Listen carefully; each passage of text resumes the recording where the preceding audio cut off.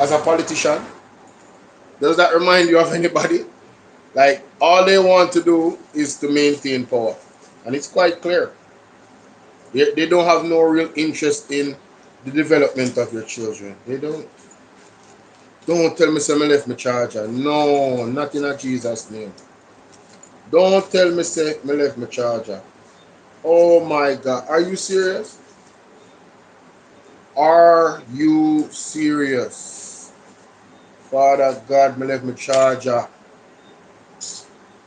Oh man, no. I don't like leave my charger, you know, man. As much as I know some charger good enough, I don't like to leave my charger. Jeez and peace. So irresponsible. But good night, ladies and gentlemen. It's your brother BOLO V&R. We're in this space again. Welcome everybody, all the new subs. Bless up all the new subs, man. I got a ton of new subs on the platform. Respect and manners. The word is love. You hear that? Wanna go and like up the video, then share up the video. And if you want to become a part of my WhatsApp channel, please pay attention to all the messages that moderator named Nightbot. Yes. Nightbot definitely is very active in the comment section. Every 5 minutes, every 10 minutes, every 15 minutes, 16 minutes. Nightbot repeats the same messages on a timer basis. But those messages are very important. Whether you want to, follow me on my other pages, whether you want to follow me on my WhatsApp channel. So when I go live like right now, what I'm gonna do, I'm gonna be sharing this link in the group. So for those who don't get any notifications, because I've been on here for 41 minutes on BOLO V&R 2.0, I just started my live on BOLO V&R clips. So yeah, for those of us, those people that whoa, what is happening here? What is this? Quiet morning at Arcade Bathing, Hanover, turn tense. Why is that? What is this? What is going on here? The Open Citizen Beach is a public beach. Oh God. A standoff erupted at the Orchard Bathing Beach in Hopewell, Hanover Friday morning after dozens of residents and regular beach users discovered that fencing was being erected at the popular community beach. The angry residents, some of whom say they have used the beach since childhood, insist the land was handed over to the community by the original owners of the Orchard property more than 50 years ago. The tense exchange quickly drew a crowd, with many demanding that the beach remain accessible to the public. Right. The Open Citizen Beach is a public beach. And what really happened, we find out that this lady Dasa, who used to work as the housekeeper at Acha, tried to claim it by putting up these column here to fence it off and claim it that is his property. And you have been using this beach for years. I am attending swimming this beach over 50 years. We have been keeping this beach tidy, and I personally bought garbage bins and put there and bought weights and wake up the beach and to ensure that it's kept tidy at all times. President of the Hopewell Citizens Association, Derek Wright, says the community is prepared to take the matter further to protect what they believe is a public space. Wright is also pointing fingers at the local authorities, questioning how the situation was allowed to escalate to this point. Wow. Back in 2002, we have the local government ministry trying to develop the beach at a cost of 33 million then. In 2024, the Tenancy Fund also come plan to develop the beach. Now the parish council sits down there idle and let this lady want to fence the beach and capture the beach. No, so I can't put the blame on the local authority. In the meantime, the man who claims to be the owner of the property, declining to comment on camera, says the municipality was presented with the legal documentation of the property Thursday afternoon, and he was allegedly given the go-ahead to fence sections of the property. Anthony Nemard is president of the Seaview Drive Citizens Association. No, I am telling you by this new information. This is fresh information. This is new development. Because I have been wondering, why is it that the price council is not here as yet to issue this stop order that I have heard about. Something is not right. I believe that the Parish Council needs to make a statement so that we, the citizens of Hopewell and its environs, can know the true story as it relates to the ownership of this beach property here in Hopewell. Akim, alright, for CVM News. Why Jamaica? A standoff erupted at the Orchard bathing beach. Yeah, let's say every fire burn in Jamaica one time. Every fire. Jamaica is in total disarray. The government is a total failure. For every level of governance, they want total failure. The system is so corrupt. I'm talking about, man. Sheesh. Lord have mercy. My goodness. 0 murders in West Kingston for April, declined 42% so far. Okay, that's good. Let's see what else is going on in the news here. Let's see what's going on in the news of some people. Alright, so we have Mr. Golden wants court action to compel Parliament to table FLA report. Big up Marky G for that, you know. US resident fatally shot by police after security breach at Sangsters Hotel. Now, this is an article I have to read, you know. I don't even want an article. I don't even want an article. Let's see. Terms. Advertising. Ad choices. Cookies. More. A man who is a United States resident who reportedly breached security at the Sangster International Airport in Montego Bay, St. James, was fatally shot by the police this morning. The man was reportedly seen in the vicinity of the fuel storage area at the airport, and the police were summoned. He allegedly attacked the police and was shot. He was later pronounced dead at the Cornwall Regional Hospital. More to come. Hashtag GLNR today. See less. No, what I really want to know is, you know, what could motivate the man to do that? That's what I want to know. Is it a mad person? Anyway, government to introduce a digital document wallet. Jamaica, please pay attention to this story here. Anything to do with digital, pay attention to it. I'm telling you. Do not take it lightly, ladies and gentlemen. Anything to do with digital, please pay close attention, okay? So I'm going to, what is happening here? Why is it not giving me the opportunity to read the article aloud? You know, it's not the day. Today is just not the day, honestly. Not today, Sonny. Not today.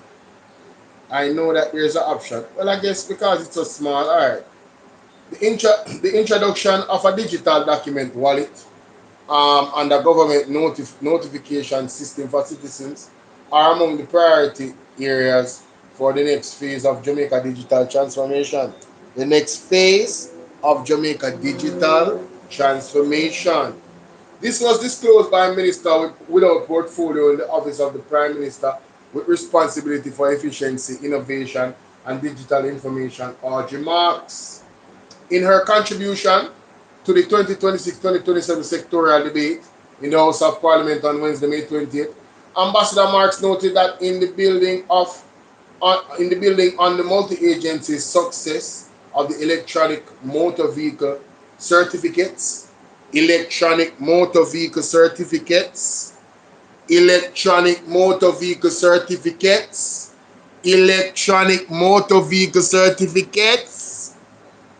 Jamaica, pay attention. Some people not driving, might not know what go on. Electronic motor vehicle certificates. Alright? Anyway, the government will now allow citizens to securely store and share government issued documents electronically. Jamaica, make sure so you don't have no hard copy. In a Jesus mighty name. I'm going to play something what the pastor said, the apostle said, the man of God. These documents will include birth certificates, national IDs, and any other civic documents that citizens wish to store. Hello? This is the wallet, you know. Alright? If who they are foreign on the know, Jamaica. Trust me. All the people them get acclimated, at least know what's going on. These documents will include birth certificates, national ID cards, and other civic documents that citizens wish to store. Meanwhile, Ambassador Marks noted that the government will also work to implement a new platform called Gov Notify. What shall I say? Gov Notify. Bad she bad. Gov Notify will what? Centralize government. Will centralize government notifications and updates through email, SMS, and WhatsApp. The people of Jamaica will be able to receive reminders for expiring passports, driver's license, and other important updates, she explained. The minister emphasized that the initiatives are not isolated, noted that they represent a deliberate shift towards a government that is more efficient. Alright? I am not gonna go into it, ladies and gentlemen. You guys know how I feel about the NIDS, and you guys know what the NIDS is all about. Who have ears to hear, let them hear. Who no want hear, hey, big up for yourself, no man. Must feel enough. But this is rising global oil prices weighing in on Jamaica's economy, the PIOJ. Make me hear what the PIOJ has said, because recently, what is Statin? Statin made a big blunder recently, ladies and gentlemen. Statin made a huge blunder recently, right? Let me just change this. Start a new live goal. Guys, I want you guys to check out the gifts them, you know? Check out the gifts them. I want you guys to bless up some gifts on the platform. Get wild with the gifts. Get wild with the gifts. My likes when the gifts them a flash across the screen. So I'm gonna set a gift goal, alright? And the gift goal is for the next 45 minutes, and then we're gonna do our next goal. Let's see if we can reach that gift goal in the next 45 minutes. See there? See gift goal? Yes, man. Anyway, let us see. Rising oil prices. Mighty God. And that means I'm going to go check out Rally, you know, because why is it doing that? Why is it not giving me the option to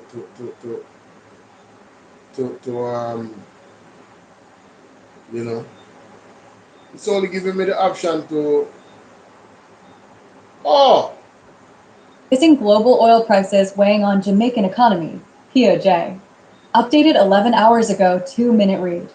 Rising global oil prices continue to weigh on the Jamaican economy, according to Director General of the Planning Institute of Jamaica, PIJ, Dr. Wayne Henry.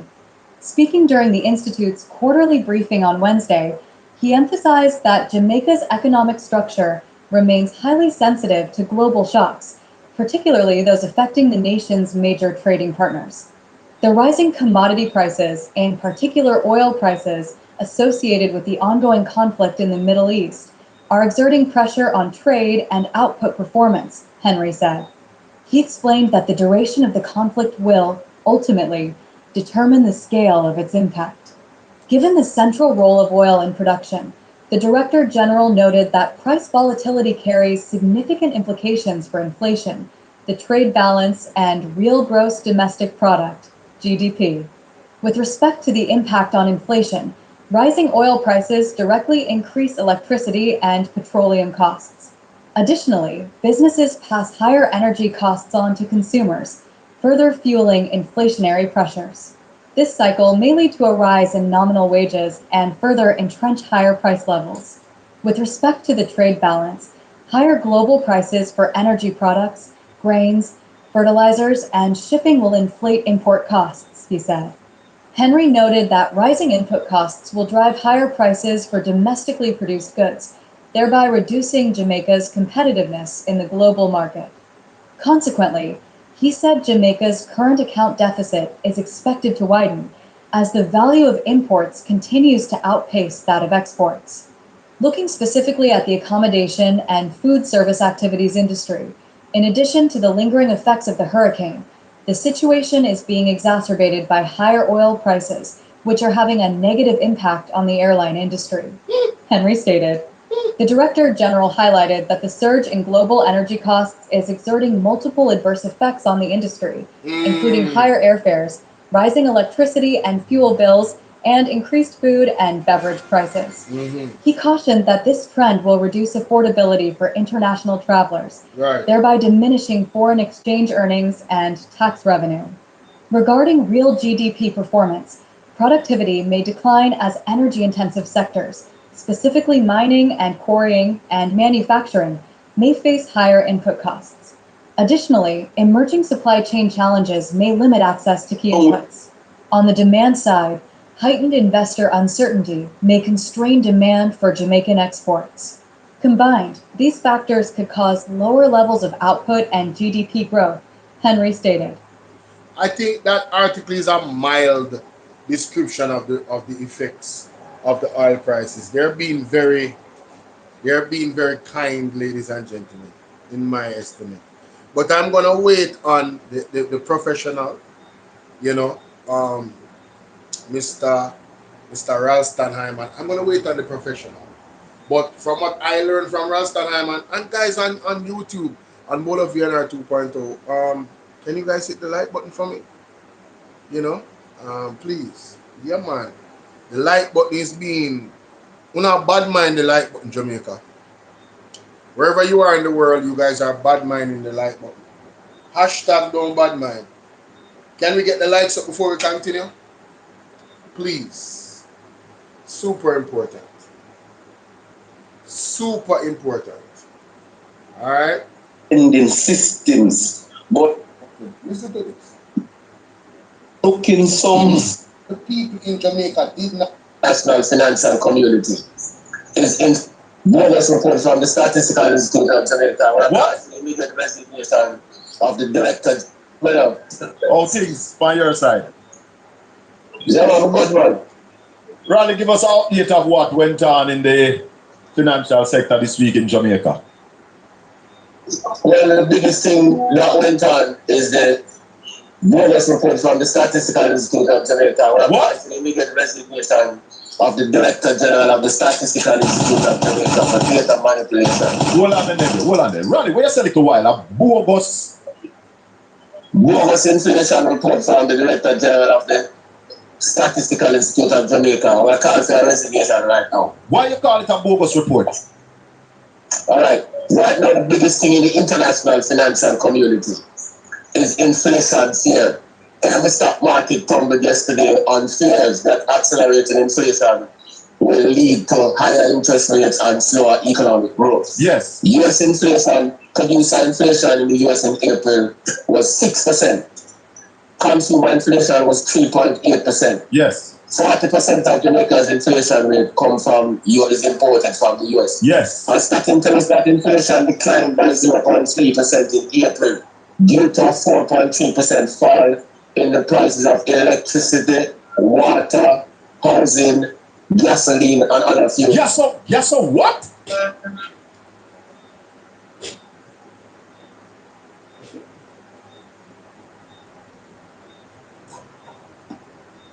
Whoa. What's that? I just built the budgeting app in base 44. Guys, maybe just... Jamaica, before we go back to what he just said, because I need to hear that a few times for it to really sink in. But I think we all heard what he just said. Let's... Yo, I couldn't believe it. I couldn't believe it. I could not believe it. Can you believe it, Paul? Can you believe it? Go. Let's go to Nebby and hear what Nebby has said.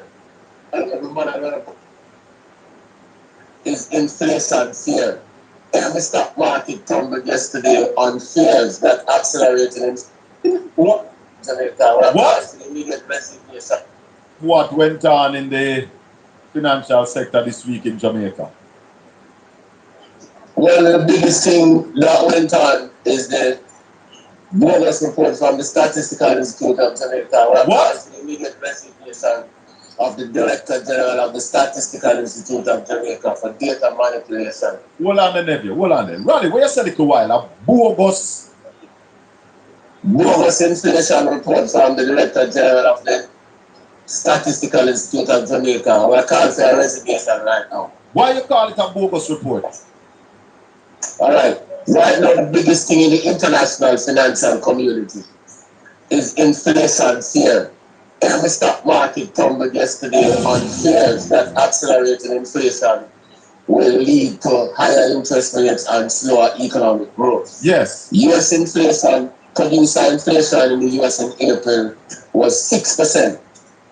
Consumer inflation was 3.8%. Yes. 40% of Jamaica's inflation rate is imported from the US. Yes. And starting to us that inflation declined by 0.3% in April due to a 4.3% fall in the prices of electricity, water, housing, gasoline, and other fuels. Yes, so what? When did the war in the Middle East start, Raleigh? February 28th. Yo! Statin is saying that in funny, April, honey. gasoline price went down. That's funny. And electricity, water, gasoline, and other fuels. All forms of fuel. Raleigh. When everywhere in the world, every man I run upon them, Hold on. I talk about inflation and interest rates. Raleigh, it's not a bogus report. Yeah. There's an error. Monday morning, they will correct that error. A fall in gas price and electricity bill in April. Where? Yeah, man, and water price and my electricity bill jumped by over 40%. That is funny, honey. Once gas price go up, fuel prices go up. But that's automatic. That's funny. That's automatic. Yeah. Raleigh, you're the professor. We don't need you to tell who that. Yeah, man. Every Jamaican know that. All the man don't understand the economy. No, say once gas price go, the electricity bill go. Everybody know that. Inflation. Everyone in the world, inflation accelerate. I say things say inflation are going down in Jamaica. So need for government. Inflation going down in Jamaica. Well, and maybe I'm coming to you. What else? What are the figures that they came out with? Run the figures for us. Honey. So inflation fell by 0.3% in April due to listen to this now, a 4.3% fall in the price of electricity, water, housing, gasoline, and other fuels. Food go up by 0.6%, which is another bogus thing, yeah. And transportation by 1.1%, which is also bogus. Because how can gasoline prices go up and transportation prices go down? How can all of those food price increases get into the system and then try to say food price will increase by 0.6%? Them are doctor, you know. Raymond Price, pick up yourself. Where are going with? Mighty God. No, just time stop this here, man, because one needs the other. But this week in Jamaica. so I'm sure some the right time stop. And here we go.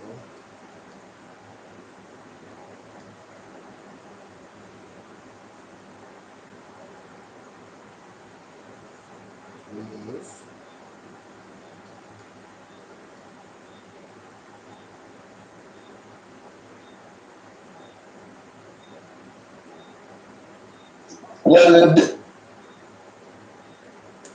Alright, I will turn on this look a bit. Look bad.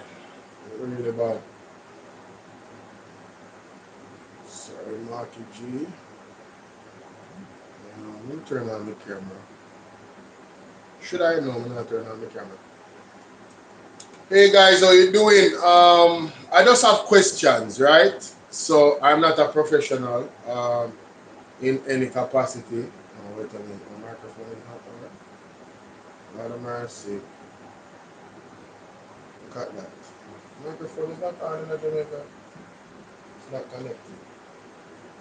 That's a damn shame, mate. I thought I was ready, but I was not ready. What is this? Yo, yo. Oh, it's connected now. Perfect. Wonderful. Alright, so. Hey, ladies and gentlemen, it's your brother BOLO V&R. I have made some adjustments to the sound, and I hope that it's better now for you guys. Let me see. It should be better. I don't want it to be too, ray. I want it to be nice and crisp. Now, anyway, let's get into this. I just have some questions for starting. And for the professor, Ralston Hyman. Because two things cannot be true at the same time, and I think there is some level of contradiction in some reporting that took place recently. Listen to this. Listen to this. Welcome back. It's now time for the financial week. The Statistical Institute of Jamaica Statin says consumer prices declined by 0.3% in April 2026. According to the latest Consumer Price Index report, the decline was mainly driven by low electricity rates, which contributed to a 4.3% fall in the index for the category housing, water, electricity, gas, and other fuels. Statin says the group electricity, gas, and other fuels recorded a significant 12.5% decline during the month.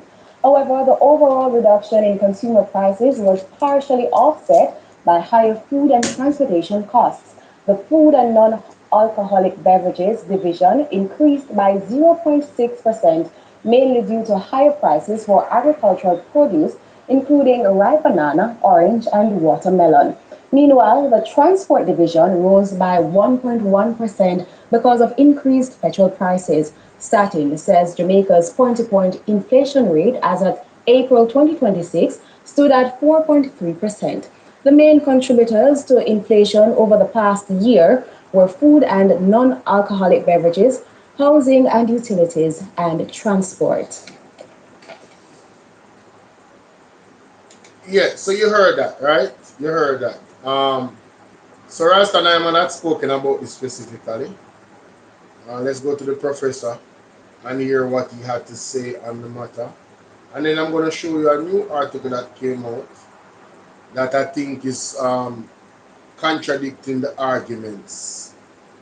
I could be wrong, but let's get into it. It's the other one and dub sector this week in Jamaica. One of the biggest things that went on is the bonus report from the Statistical Institute of Jamaica. What? The immediate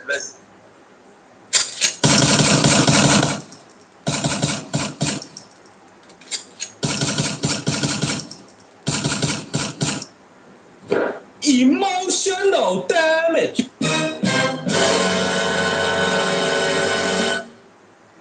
Bonus report from the Statistical Institute of Jamaica. What? The immediate resignation of the Director General of the State. Embarrassing. We need some milk. Thing that went on is the bonus report from the Statistical Institute of Jamaica. What? The immediate resignation of the Director General of the Statistical Institute of Jamaica for data manipulation. Hold on there, nephew. Hold on there. Ronnie, where you said it a while? What can go? Bonus information report from the Director General of the Statistical Institute of Jamaica. We're calling for a resignation right now. Why you call it a bogus report? All right. Right now, the biggest thing in the international financial community is inflation fear. The stock market tumbled yesterday on fears that accelerated inflation will lead to higher interest rates and slower economic growth. Yes. U.S. inflation, producer inflation in the U.S. in April was 6%. Consumer inflation was 3.8%. Yes. 40% of Jamaica's inflation rate is imported from the US. Yes. And starting tells us that inflation declined by 0.3% in April. due to a 4.3% fall in the prices of electricity, water, housing, gasoline, and other fuels. Yes, so what? What can go so? Gasoline and other fuels. Yes, so what? When did the war in the Middle East start, right? That is funny, honey. That's funny. Gasoline and other fuels. Yes, so what? When did the war in the Middle East start, Raleigh? February 20th.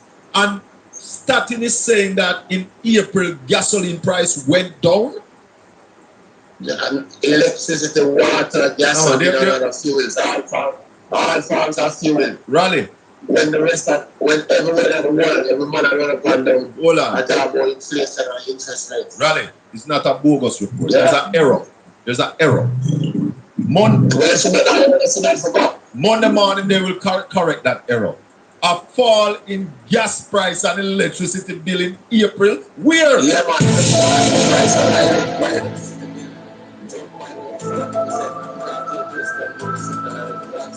Once gas price go, fuel prices go. But that's automatic. That's automatic. Yeah. Really, you're the professor. We don't need you to tell you that. Yeah, man. Every Jamaican know that. All the man don't understand the economy. No, so once gas price go, the electricity bill go. Everybody know. I'm dead. Inflation. Everyone in the world, inflation accelerate. I say that was inflation going on in Jamaica. So need for government. Inflation going down in Jamaica. All our neighbors are coming to you. What else? What are the emotional damage? So inflation fell by 0.3% in April due to a 4.3% fall in the price of electricity, water, housing, gasoline, and other fuels. Madness. Food go up by 0.6%, which is another bogus thing. Yeah. And transportation by 1.1%, which is also bogus. Because how can gasoline prices go up and transportation prices go down? How can all of those food price increases get into the system and then try to say food price will increase by 0.6%? They will doctor the number. And we have to watch out now with the first quarter GDP growth because they will make it look like someone in a recession. So you need to be fired immediately. Candy Max is saying that. So, when you hear that, just want to provide context now. Now, let's go to this article, ladies and gentlemen. Mighty God. Let's go to this article. It says that rising global oil prices weighing on Jamaica's economy. This was 11 hours ago. This is the Gleaner. This is the PIOJ. All right, let's listen to this. JIS News. Follow the Gleaner on X. Rising global oil prices weighing on Jamaican economy. POJ. Updated 11 hours ago, 2-minute read. Rising global oil prices continue to weigh on the Jamaican economy, according to Director General of the Planning Institute of Jamaica, PIJ, Dr. Wayne Henry. Speaking during the Institute's quarterly briefing on Wednesday, he emphasized that Jamaica's economic structure remains highly sensitive to global shocks, particularly those affecting the nation's major trading partners. So, the Jamaican economic structure remains highly sensitive to global shocks. Then, how is it that this lady, I don't know if she had retracted those figures that they put out on the news. If they did, I have not seen it yet. But if they have not, this is quite egregious, ladies and gentlemen. It is highly sensitive to global shock. One of the biggest global shocks happening right now is the war in Iran. Everything that happens, when America catches a cold, we have pneumonia economically. So I'm wondering if this article doesn't expose her statements, right? From Statin, PIOJ and Statin, I don't know. Y'all let me know what y'all think in the comment section. And I am looking out for Alston Hyman. I'll be asking him this question, ladies and gentlemen. if I get the opportunity, and I think you should as well. Let's continue. Partners. The rising commodity prices, in particular oil prices, associated with the ongoing conflict in the Middle East, are exerting pressure on trade and output performance, Henry said. He explained that the duration of the conflict will, ultimately, determine the scale of its impact. Given the central role of oil in production, the Director General noted that price volatility carries significant implications for inflation, the trade balance, and real gross domestic product. So, I mean, bro, central oil, given the central role of oil, the Director General noted that price volatility carries significant implications for inflation. So how does the war start February 28th? And in April, this lady at Statin is having these figures. Jamaica. Let me tell you something. All of them. It don't matter if you Diddy or whoever you is. TGJ, any of them. All lies will be exposed. That's all. And anyone who takes that the wrong way, know why they take it the wrong way. The truth is the light. The truth is the light. Product GDP. With respect to the impact on inflation, rising oil prices directly increase electricity and petroleum costs. Additionally, businesses pass higher energy costs on to consumers, further fueling inflationary pressures. This cycle may lead to a rise in nominal wages and further entrench higher price levels. With respect to the trade balance, higher global prices for energy products, grains, fertilizers, and shipping will inflate import costs, he said. Henry noted that rising it. And that's important too. Import costs. Our import bill has doubled. I think past doubled since 2016. So how is it that she's saying what she's saying? I'm just saying this article seems to expose the lady at Statin, the Director General at Statin. I think she's a Director General, but yeah, ma'am, what is going on? Talk to us. Input costs will drive high. Henry noted that rising input costs will drive higher prices for domestically produced goods, thereby reducing Jamaica's competitiveness in the global market. Yeah. Consequently, he said Jamaica's current account deficit is expected to widen as the value of imports continues to outpace that of exports. Looking specifically at the accommodation and food service activities industry, in addition to the lingering effects of the hurricane, the situation is being exacerbated by higher oil prices, which are having a negative impact on the airline industry. Henry stated.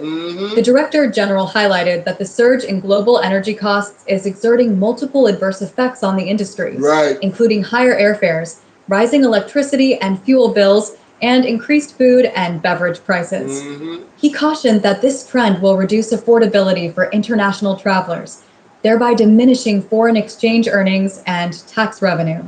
Regarding real GDP performance, productivity may decline as energy-intensive sectors, specifically mining and quarrying and manufacturing, may face higher input costs. Additionally, emerging supply chain challenges may limit access to key inputs. On the demand side, heightened investor uncertainty may constrain demand for Jamaican exports. Combined, these factors could cause lower levels of output and GDP growth, Henry stated.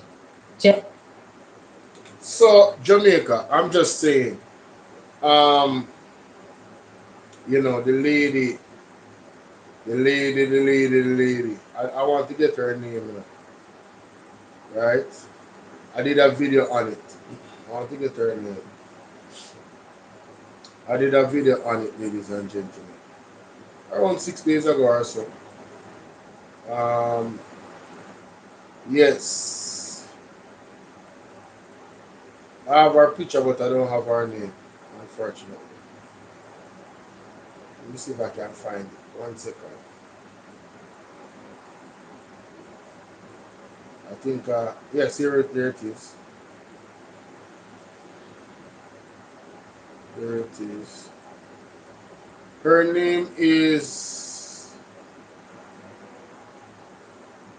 what's her name? Keisha something. Is it Keisha? Oh yeah. Her name is Leisha Dalatibodere. She's the Director General of Statistical Institute of Jamaica. Ma'am, I don't know, but I don't see anything coming from you. And I might, it might be there, but I'm not seeing it. The video that you put out was on TVJ, and I don't see a correction to what was said from Statin.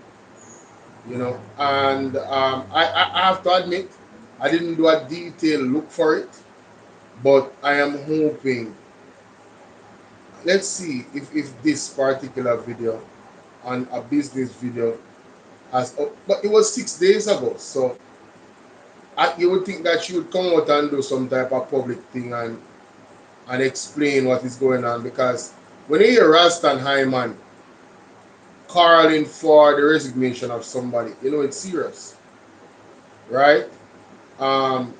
It's just utter nonsense. Like when you hear the professor come out and say, "Oh, this person needs to resign." I mean, numbers have to be credible, especially when it comes to economic statistics. To fluff that is a, or any statistics for that matter, right? People depend on the credibility of statistics. So I'm questioning her report, and this article, I believe, also questions it as well. You understand? So I don't know, man. Government drives digital push.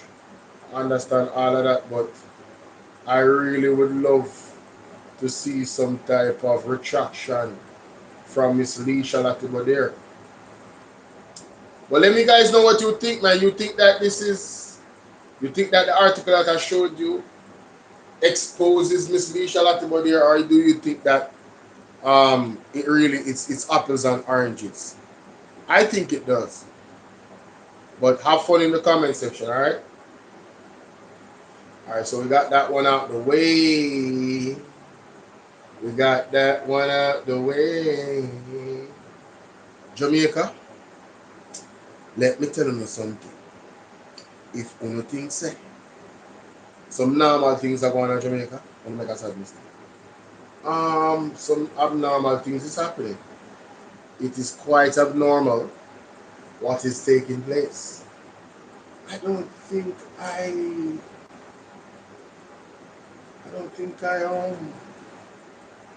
did a video on it, and it has to be highlighted. I don't think I did a video on it.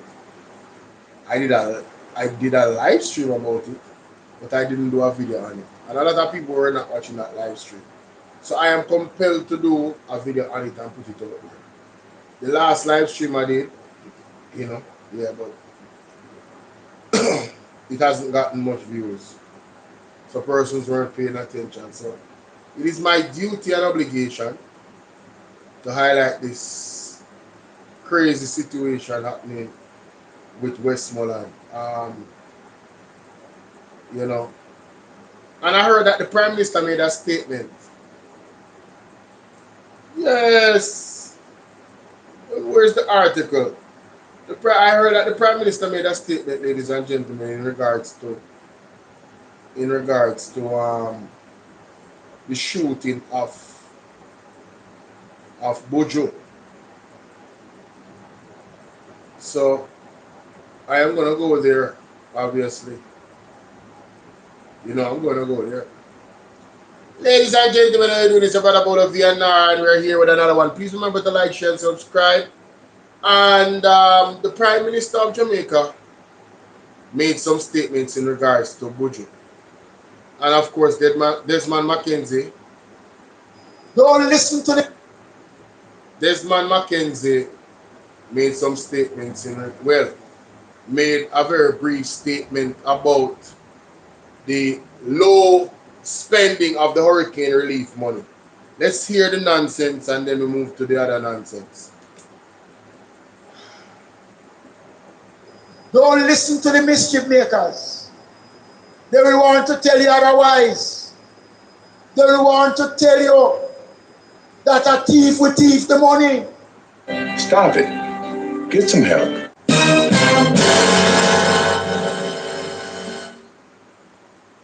I'm dead.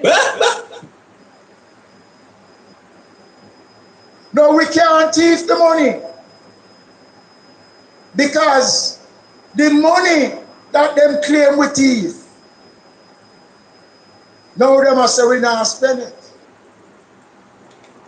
No, this is the most duncest argument. I didn't even listen to this enough. Just the basis of his argument is dunce. Sir, the relief money is a different money. The monies are not lumped together. And you saying you can't thief the money, is that showing an intent that the government wants to thief the money? What do you who writes these? Do they come out and just say stuff? Or is somebody when you're in government, you have an advisor. You have people that clear statements that are made before you make statements. This statement from Desmond McKenzie gives me the impression that you guys wanted to steal the money, but the way it's set up, you guys can't steal the money. Let's play that back. Let's play that back. But the Minister of Labor, don't listen to the mischief makers. They will want to tell you otherwise. They will want to tell you that a thief will thief the money. No, we can't thief the money. Because the money that them claim we thief, now they must say we not spend it.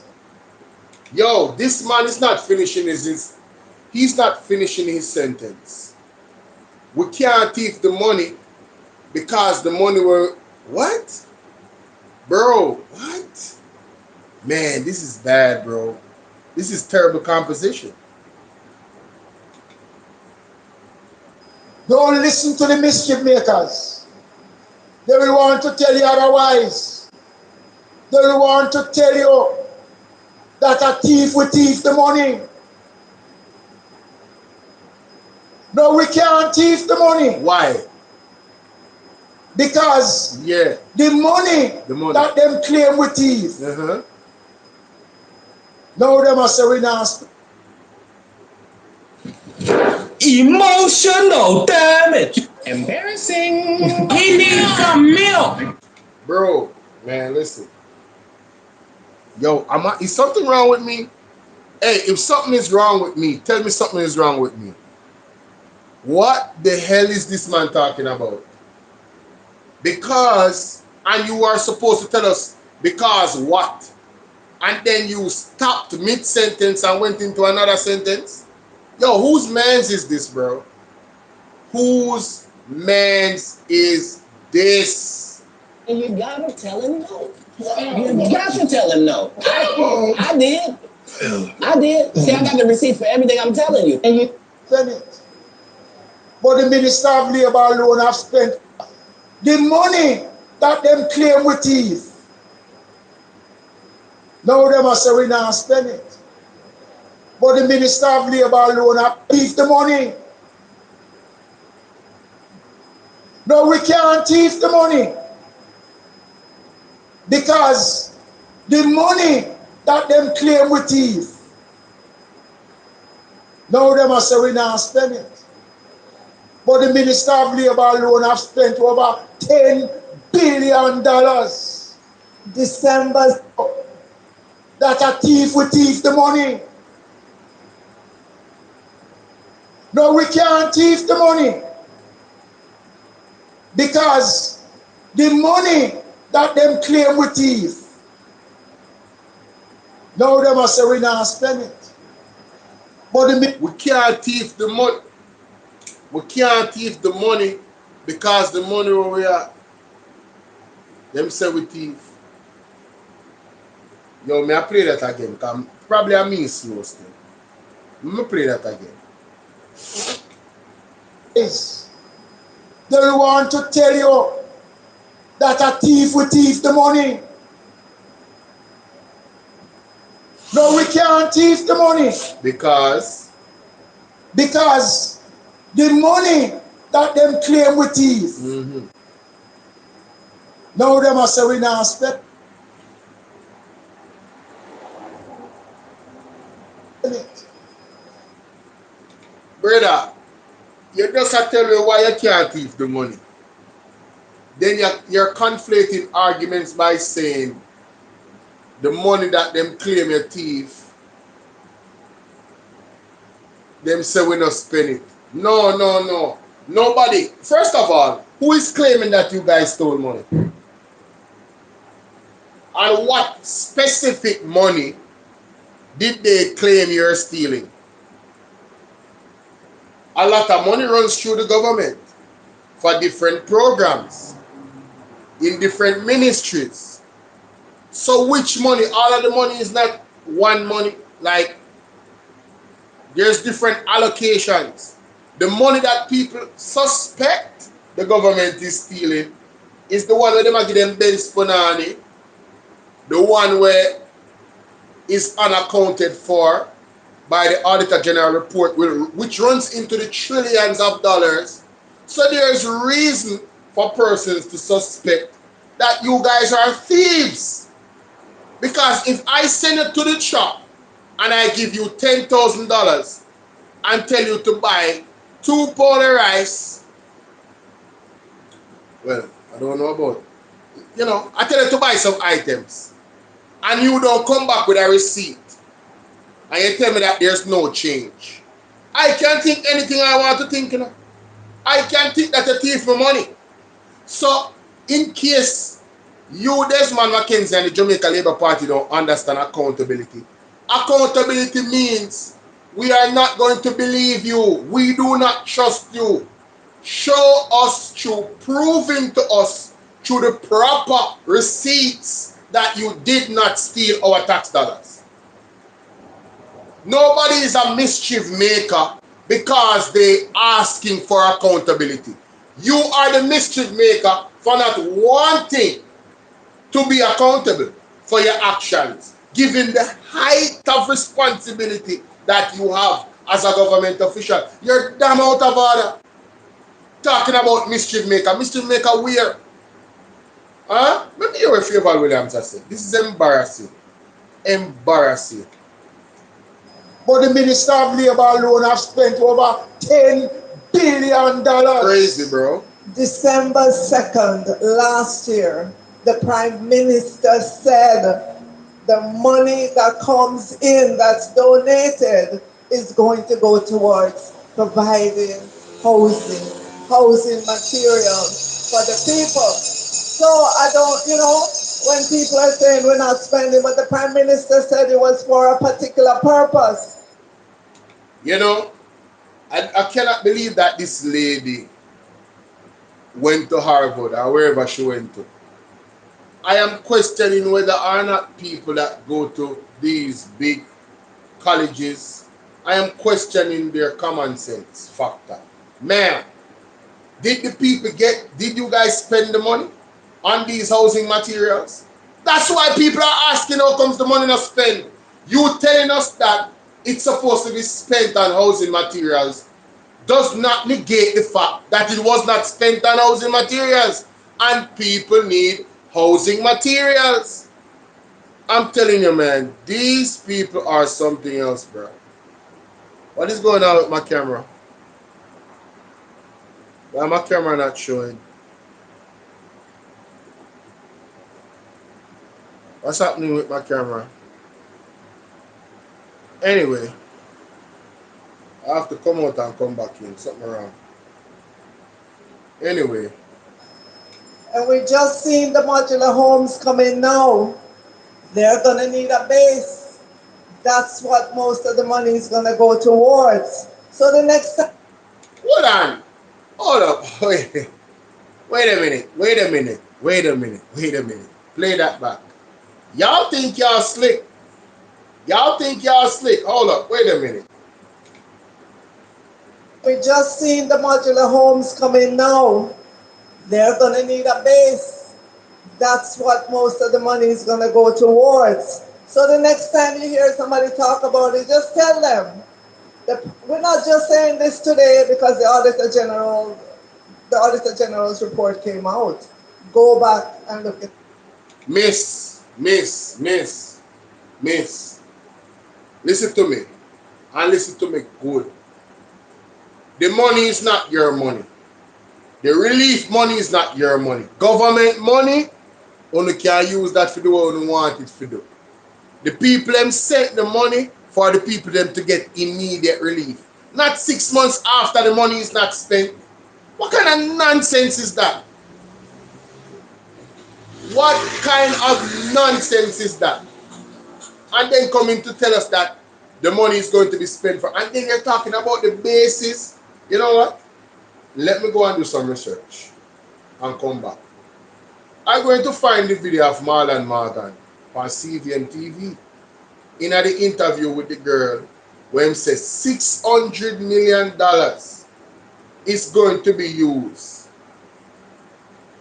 Right? Was already allocated to be used. I'm telling you, man, these people expose themselves, bro. This is a clear contradiction to what Marlon Morgan said. Wow. Yo, got him. Yo. Hey, y'all better leave me alone, bro. Y'all better leave me alone, bro. Y'all better start doing the right by the people of Jamaica, because this is foolishness.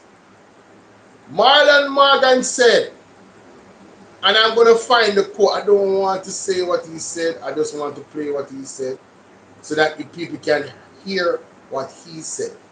So please, guys, give me a second. All right, just give me a second to ventilate the situation. Yes. Let me go to Facebook. I think I shared it on my Facebook, so it should be there. Ooh, wait a minute. What's going on here? Whoa. Yeah, I think I shared it on my Facebook. The interview with Marlon Morgan and the girl and CV and that's not the one. That's not the one. I think I have it. That's not the one. Come on. Where is it? Oh, really, bro? Sucks. I didn't share it. I should Marlon Morgan never listen to me share it. See it there? No, I need it. Oh my goodness. Anyway, we're gonna find it, guys. We're gonna find it. Marlon Morgan said $600 million. And the girl said $600 million? It's only 9 bases put up. You know what I mean? So how comes Favor Williams attack outside our mouth now? That is something else, boy. NWA workers threatened strike, okay. I've seen that, but I want to talk about, I want to find Marlon Morgan interview. Thank you for your continued patience, ladies and gentlemen. Please remember the like button, fasten your seatbelts. Oh shoot, I'm not even live on I thought I was live already on TikTok,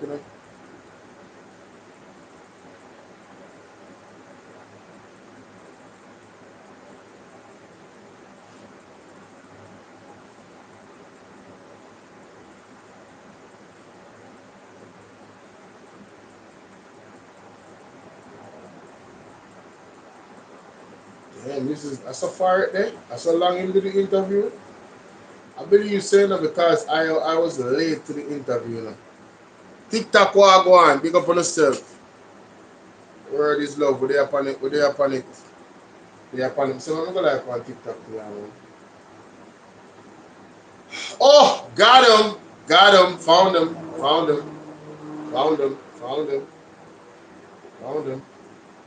Funds Jordan to be onboarded so that the appropriate accounting and indeed we're very much this audit would have been completed, that no funds had been spent, and we must be glad the money had been misappropriated. For some, seems a very facile argument.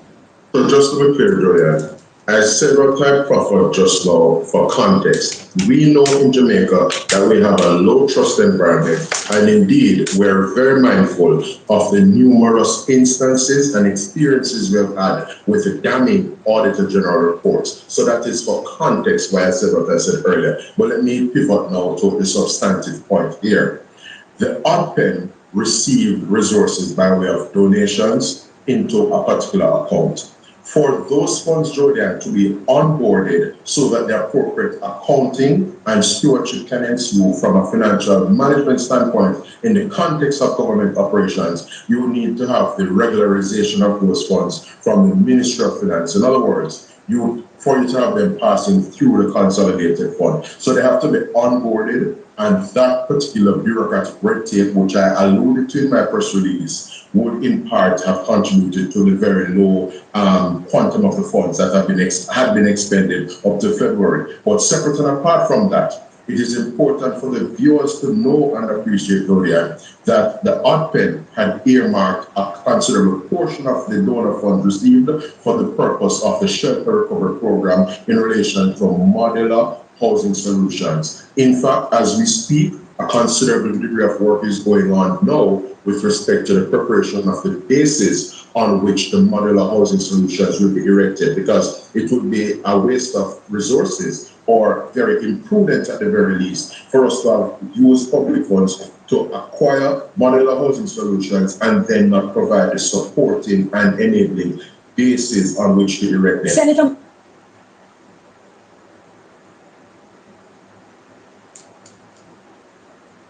So let me go back to Favor Williams now. You're a Favor last second. Mighty God. Whoa, whoa, whoa. Whoa, whoa, whoa, whoa. Favor Williams. Hey, you're there. See you, yeah. Don't listen. Last year, the Prime Minister said the money that comes in that's donated is going to go towards providing housing materials for the people. So I don't, when people are saying we're not spending, but the Prime Minister said it was for a particular purpose. And we're just seeing the modular homes coming now. They're going to need a base. That's what most of the money is going to go towards. So the next time you hear somebody talk about it, just tell them that we're not just saying this today because the Auditor General's report came out. Go back and look in the records. Don't.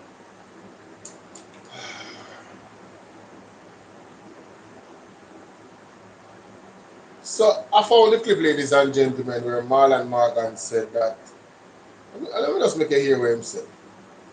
Alright? On the CVM interview. Alright? Listen to this. We talk a lot in this. Just want to find the part. We don't really want to do all of that. Just want to go to the point. So hear him say here, so see?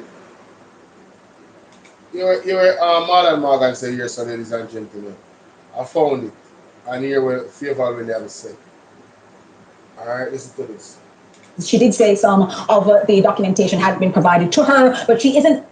Senator, the Auditor General has found that didn't find any irregularities. She did say some of the documentation had been provided to her, but she isn't arguing that the funds had been misused or misappropriated. However, that for many people is a very bottom of the barrel argument. There is no expectation that they have that these funds would have been misappropriated. So to argue now, almost 7 months after Hurricane Melissa, 4 months after this audit would have been completed, that no funds had been spent and we must be glad the money had been misappropriated, for some seems a very facile argument. So just to be clear, Julian, as several type proffered just now for context, we know in Jamaica that we have a low trust environment, and indeed we're very mindful of the numerous instances and experiences we've had with the damning Auditor General reports. So that is for context why I said what I said earlier. But let me... I'm so happy that he knows that the Auditor General reports that came out are damning, but let's continue. But now to the substantive point here. The ODPEN received resources by way of donations into a particular account. for those funds, Jordan, to be onboarded so that the appropriate accounting and stewardship can ensue from a financial management standpoint in the context of government operations, you need to have the regularization of those funds from the Ministry of Finance. In other words, for you to have them passing through the consolidated fund. So they have to be onboarded, and that particular bureaucratic red tape, which I alluded to in my press release. So Jamaica, Marlon Morgan wants the people to believe that the money had to go through the red tape to the point where it took 7 months for the money to be freed up. That's what he wants us to believe, you know. I just have one question for him. What can go so? So Marlon Morgan wants Jamaica to believe that they cannot get relief money and get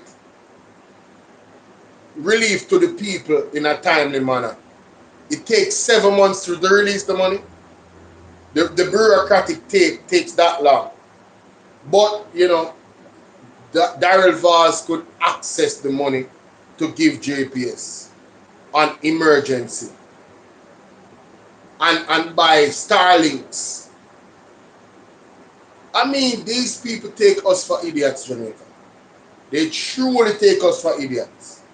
So he says all these fancy things, but that's what it boils down to. It boils down to him telling us, listen, we couldn't get the money for you in time. The money just a free up. That's what he wants to tell us, you know. So Jamaica, let me tell you something. The next time an unfortunate incident happens where hurricane or anything damage Jamaican people and you guys want to give donation, you better you trust Andre Stevens with the money, yeah? Yeah, man, it will reach the people. You better you trust London 45 with the money. Don't trust the government. They are not efficient. They are not timely. They are inept. They suffer from ineptitude. I'm sorry, they're not doing a good job. It takes 7 months for the money to clear up. 7 months. And that is acceptable. They want to blame bureaucracy. And that's a lie. Because I just explained what Daryl Vaz did. He used emergency powers to get it done. So why couldn't they use emergency powers to get it done for the citizens in the West? Hanover, Westmoreland, St. Elizabeth, St. James, East Portland, St. Anne, St. Mary, all the parishes that got damaged. $1.44 billion is not a lot of money, you know. But guess what?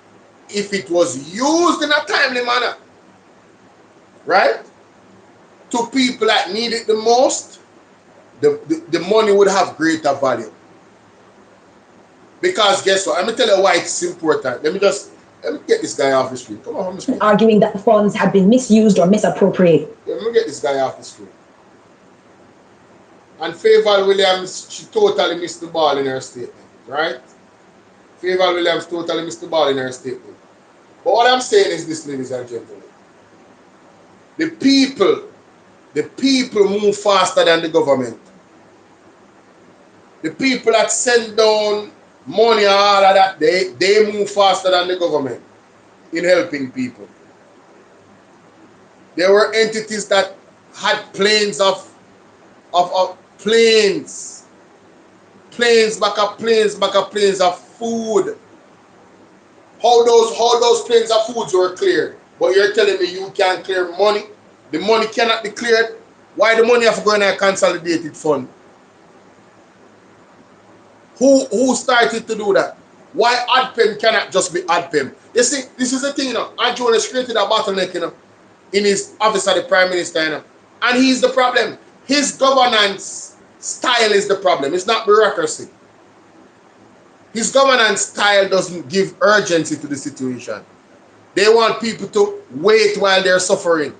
And there's money to help them to relieve their suffering. Oh, just wait 7 months, man. What? Are you mad? But anyway, we're going to move on because, you know, like I said, the Prime Minister came out, ladies and gentlemen, and reacts to the Bulgin shooting PM says the Bulging shooting. PM reacts to the Bulging shooting, says that state's duty is to protect life. Wow. You gotta be kidding me, bro. You got to be kidding me. Ain't no way, bro. Ain't no way, bro. Ain't no way. Hey, boy, ain't no fucking way, boy. Ain't no way, bro. Ain't no way. I must be reading this wrong, ladies and gentlemen. Let's get into this article. Let's listen to this. The shooting, which was captured.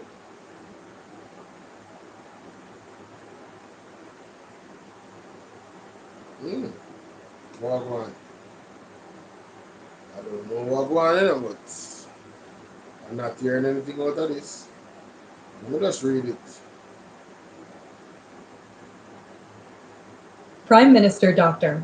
Andrew Holness says he has deliberately refrained from commenting on the fatal police shooting of a female taxi driver in Granville, St. James. He says there's a need for restraint given his office, despite numerous calls for him to address the incident that continues to generate widespread public discourse. The Prime Minister was addressing a graduation exercise for a staff and junior command course of the Jamaica Constabulary Force, JCF, on Friday. You guys notice where Andrew Holness go to make these speeches? At the JCF, to support the JCF, to reassure them that he supports them in everything they do. Let's continue. Robian Williams reports. The shooting, which was captured on CCTV, resulted in the death of 43-year-old Latoya Bolden, otherwise called Buju. The footage shows the vehicle, driven by Bolden. Shirley, become a member of the platform. The option is there, okay, sweet? Kenisha Blair, what's up? Minister Dr. Andrew Holness notes that since the incident, he has received Range Glee, big up. emails and messages from members of the public urging him to speak on the matter. Several civil society groups have also criticized the actions of the police and have called on the Prime Minister and the Minister of National Security and Peace, Dr. Horace Chang, to address the issue. But the Prime Minister maintains that, in his role, he must be careful about making public pronouncements. Still, he emphasizes that the overarching responsibility of the state is to preserve and protect life. Prime Minister Holness also extended condolences to Bolgen's family, friends, and the Granville community. Meanwhile, Prime Minister Holness asserts that Simple Pebbles of violence. He emphasized that the establishment of the Independent Commission of Investigations, INDECOM, is intended to hold members of the security forces accountable. Prime Minister Dr. So, ladies and gentlemen, the Prime Minister does what he always does. When it comes on to key issues that affect the people and they are passionate about it and it affects their lives and they're crying out, he says nothing. He says a bunch of nothing. Empty words. Listen to this. Prime Minister asserts that the state is not the purveyors of violence. He emphasized that the establishment of Independent Commission of Investigation INDECOM is intended to hold members of the security forces accountable. So you see, all our security forces were out there and do illegal things. Andrew basically has said publicly, you guys are on your own. Him no business about to know. I will tell you if you go analyze people picnic. Anything want to know legally happen to know. Yeah. And otherwise you don't know say you have to go see God. So you need to repent.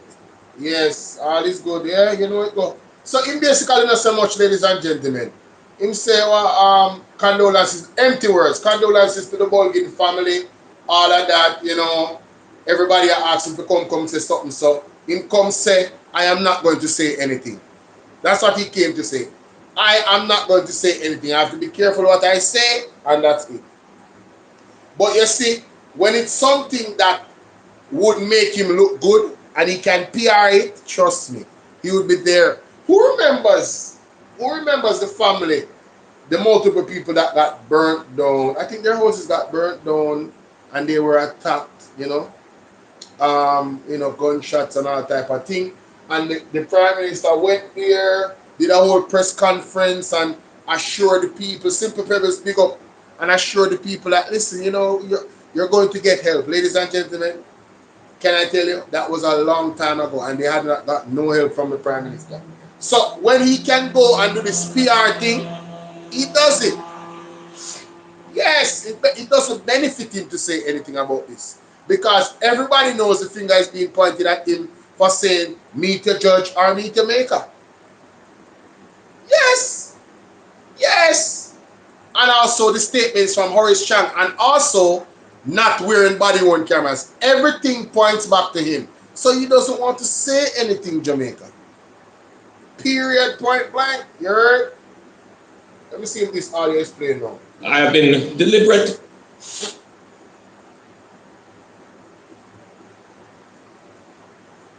Yeah, clearly, God don't like ugly, so it don't want to play Jamaica.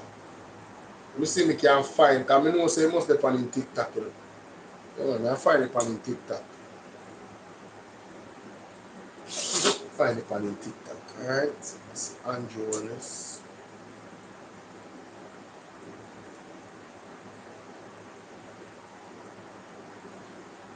Alright. Amid public outrage, says cops must balance alternatives with restraint.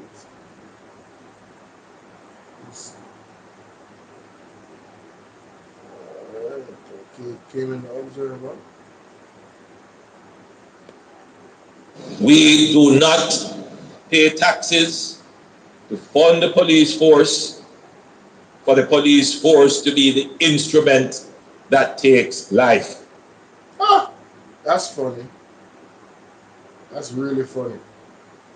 That is super funny.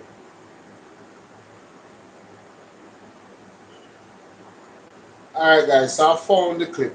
Alright, let's get into this. Listen to this. Listen to this, ladies and gentlemen. We do not pay taxes to fund the police force for the police force to be the instrument that takes life. The entire objective of the state is to preserve life. I want that to be the default position. There are some who go out with the default position that they intend to take life. But you as leaders, you must quickly identify those and correct an incident in St. James that would shine a particular light on the JCF. And since then, I have received letters, emails, messages from average citizens, ordinary Jamaicans, asking me to comment on the matter. It is indeed a matter of great public concern. Less than a week ago, Latoya Bulgin from St. James lost her life in a police-involved shooting. What's up, Freedom? I extend my sincere condolences to her family, her friends, her community, and all who are grieving. First, I'm happy that the matter has been swiftly addressed by the police high command. Billy Yardy, big up. That we are dealing with the officer general involved has been interdicted. Oh, go on. And there is a process of investigation that is ongoing. TikTok, top of the screen, man. One of the things that Jamaica can be proud of is the establishment of a mechanism to independently investigate officers of the state when in the course of their duty a life is taken. What can go so? You know, this man is rich. This man is rich. Jamaica, didn't Horace Chang come out and say that income is basically getting blood money? No, he wants to say Andrew Honest just said that out. Did I just hear that correctly? Am I tripping? And Kemako said something very important in the comment section on TikTok. Kamako said, why does the citizens have to ask Andrew Honest to come out and say something about something as critical as this? I mean, seriously. Philly Yardy Vibe said, so it took a foreigner to get unalive. You know, he doesn't care zero about Jamaicans unless they are elite. No, listen. That situation is separate and apart. I'm not even going to conflate issues. And that's not what he's talking about. The young lady is not a foreigner. She married to a foreigner. You understand what I say? She married, as far as I have heard from sources close to her, she's married to a foreigner, right? She came back down. As a matter of fact, it is said that she didn't even have a Jamaican ID. She had a foreign license in that whole interaction with the police. But back to Andrew Honest. Did Andrew Honest just compliment Indico? You gotta be kidding me. Is a process of investigation been swiftly addressed by the police high command, that the officer involved has been interdicted, and there is a process of investigation that is ongoing. One of the things that Jamaica can be proud of, listen to this, is the establishment of a mechanism to independently investigate officers of the state when in the course of their duty a life is taken. Hey, I have to find that clip with Horace Chang talking about blood money. I gotta find it, bro. This is ridiculous. This is ridiculous. This is ridiculous. Horace Chang said that it's like blood money. Horace Chang blood money comment.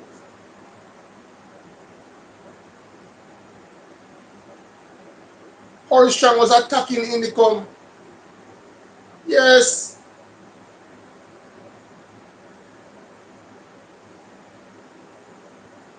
I need to hear it. I need to hear it. I need to hear it. Alright? The truth is finally surfacing, and those Chang responsible spar are over gripped with blood money fear. claim. They are fully aware. Two political commentators are split on the appropriateness of National Security Minister Dr. Horace Chang's verbal attack on Jamaicans for Justice, JFJ, accusing the human rights lobby of living off blood money. Founder and executive director of the Jamaican Association for Debating and Empowerment, JADE, Jermaine Barrett, described the comment as inappropriate.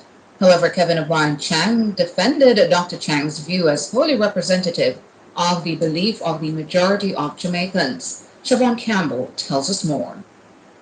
The rhetoric surrounding Jamaica's murder rate and the rise in police fatal killings has escalated. In a candid comment speaking with Nationwide News, National Security Minister Dr. Horace Chang accused JFJ of living off blood money due to its constant criticism of the police force. Jermaine Barrett is questioning the sensibility of Dr. Chang's statements. So there you have it. And the rise in police fatal killings of the belief. So I knew I wasn't tripping. Yeah, so Jamaica, listen to this, because I knew I wasn't tripping, bro. I knew Horace Chang said something about blood money. Listen to this. Of the majority of Jamaicans. Siobhan Campbell tells us more. The rhetoric surrounding Jamaica's murder rate and the rise in police fatal killings has escalated.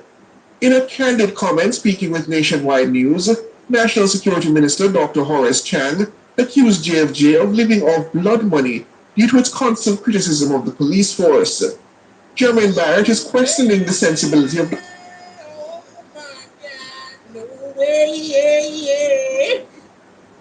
What the hell? Oh my God, no way. I just wanted to give context. Ladies and gentlemen, let's go back to this statement from Andrew Owens. Listen to this. Has been interdicted, and there is a process of investigation that is ongoing. One of the things that Jamaica can be proud of is the establishment of a mechanism to independently investigate officers of the state when in the course of their duty a life is taken. I'm confused, bro. I'm confused, bro. I'm confused. What is going on, bro? What is going on? It don't matter if you did or whoever you is. TGJ Finney, all lies will be exposed. That's all. And anyone who takes that the wrong way, know why they take it the wrong way. Jamaica. The truth is the light. The truth is definitely the light. Jamaica, you telling me Horace Chang made statements that Indicom is benefiting from blood money, and then months after or however long after, Andrew Owens says the Jamaican people should be proud that we have an entity like Indicom that can investigate these matters. Man, you cannot make this shit up, bro. You cannot make this shit up. Oh my God. That's where I'm going to leave it for this reaction. That's crazy. That's crazy. So you heard it for yourself. Out of their own now. This is what we do over here on BOLO V&R. BOLO V&R 2.0, BOLO V&R clips, wherever you're watching this, BOLO TDV, all of it. TikTok, anywhere you're watching this from, you already know. This is how I do. Bringing the evidence, playing their own words, and showing the hypocrisy, showing the craziness of it all, because I think that's wild. I think it's wild for Horace Chang to say Indicom is living off blood money and defend his statements after getting backlash. Don't forget that. He defended, there were media pundits coming out defending Horace Chang, and I was like, you guys are evil. All of you are exposed. Every last one of you defending Horace Chang and thinking the way you're thinking, you are demons. It's quite clear. To me, that's my opinion of you. You guys are absolute demons. You feel me? But hey, man, let me know what y'all think in the comment section, man. Get this video to 2,000 likes, man. Wow. Wow. Yo. Hold up. Wait a minute. Hold up. Wait a minute. Let me put some... You know, I didn't know that my microphone does not take any sound from my... hold on. Let me try something else to see if this... Wait a minute. Yo, what? That was a fundamental and profound change in how Jamaica policed itself. Alright, so there's a clear difference. So when I play this from the soundboard, it doesn't go to it? All of them. It don't matter if you Diddy or whoever you is. It does go to it. Okay. It does go to it. That's alright, wait a minute. Anyway, let's move on, ladies and gentlemen. Let's move on. There's more for me to cover. Yes. More for me to cover. Of course, you know, I wasn't live today. I thought, I want to share up the live in Jamaica. So when the people them wake up, them can say, yo, so Bolo did live. Let me see what go on. You know them way there? And whoever is at work right now, please be safe out there. if it's the late night shift, and if you are at work right now, you already know that I go live late nights on a regular. So share the program with the people that work late nights so they can come over here, you know what I'm saying, and listen to the conversation. Oh, my son. Son, good now. Shut up. Right here. Let's reload. Let me see if it work. Okay, it work. It work, Jamaica. It work. Oh, yes. So let's go to this now. Very important. Wow. Man, hey, you know, Andrew is something else, man. I gotta tell you, he is something else, bro. Man. Whatever has been left behind by the MPs who preceded us that we have to make do with for the rest of the year. Let's hear now from Siobhan Campbell from Nationwide. Olive. Please unmute and go ahead, Siobhan. In.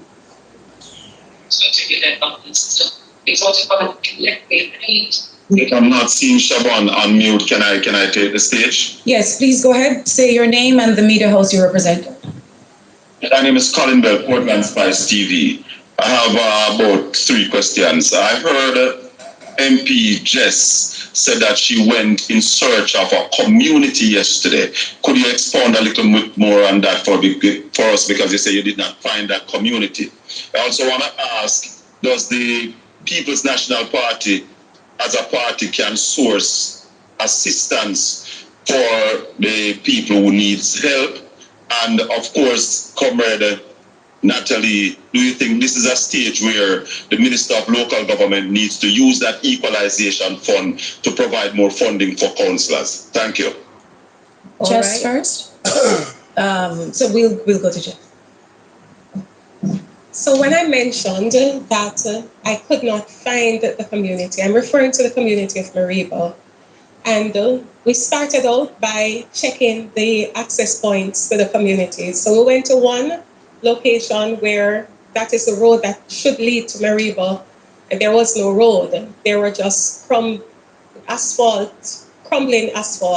There was just debris of asphalt. We went to another. You know, I think I need to revisit. No, this was just after the hurricane.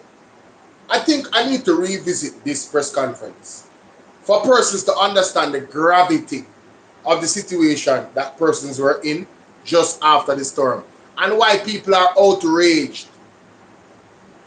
Right?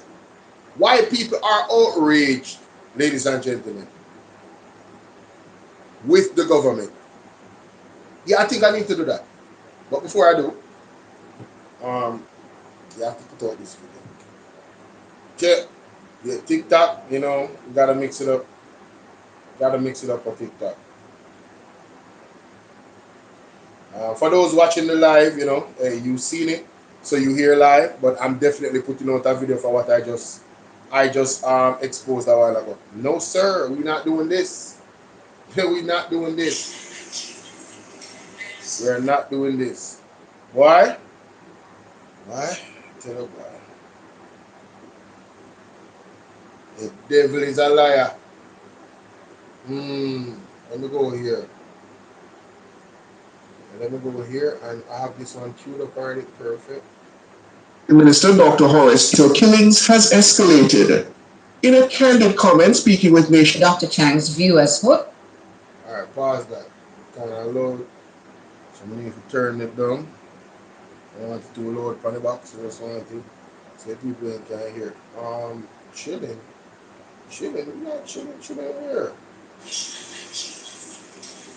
Come over here, sir. You know, so I need to upload Pastor Peter Chambers' newest audio on TikTok. It's gonna be 2 videos because it's 18 minutes long. So yeah, I need to do that. So persons can get the word on TikTok as well. Alright, so here we go.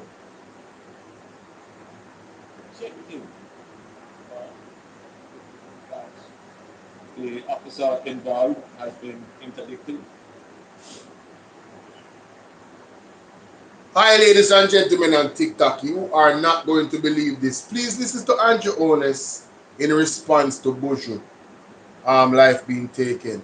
I'm going to play a small part of it because I want to highlight something. Listen to this. And there is a process of investigation that is ongoing. One of the things that Jamaica can be proud of is the establishment of a mechanism to independently investigate officers of the state when in the course of their duty a life is taken. So Jamaica, Andrew Honest is talking about Indicom. Indicom is so we the Jamaican people should be proud that there is something established like Indicom to investigate officers. You know, showing that the system works. But wasn't it like, I don't know, some months ago that Horace Chang said this? The representative of the belief of the majority of Jamaicans. Siobhan Campbell tells us more. The rhetoric surrounding Jamaica's murder rate and the rise in police fatal killings has escalated. In a candid comment speaking with Nationwide News, National Security Minister Dr. Horace Chang accused JFJ of living off blood money due to its constant criticism of the police force. Jermaine Barrett is questioning the sensibility of Dr. Chang's statements. So Jamaica, Horace Chang said that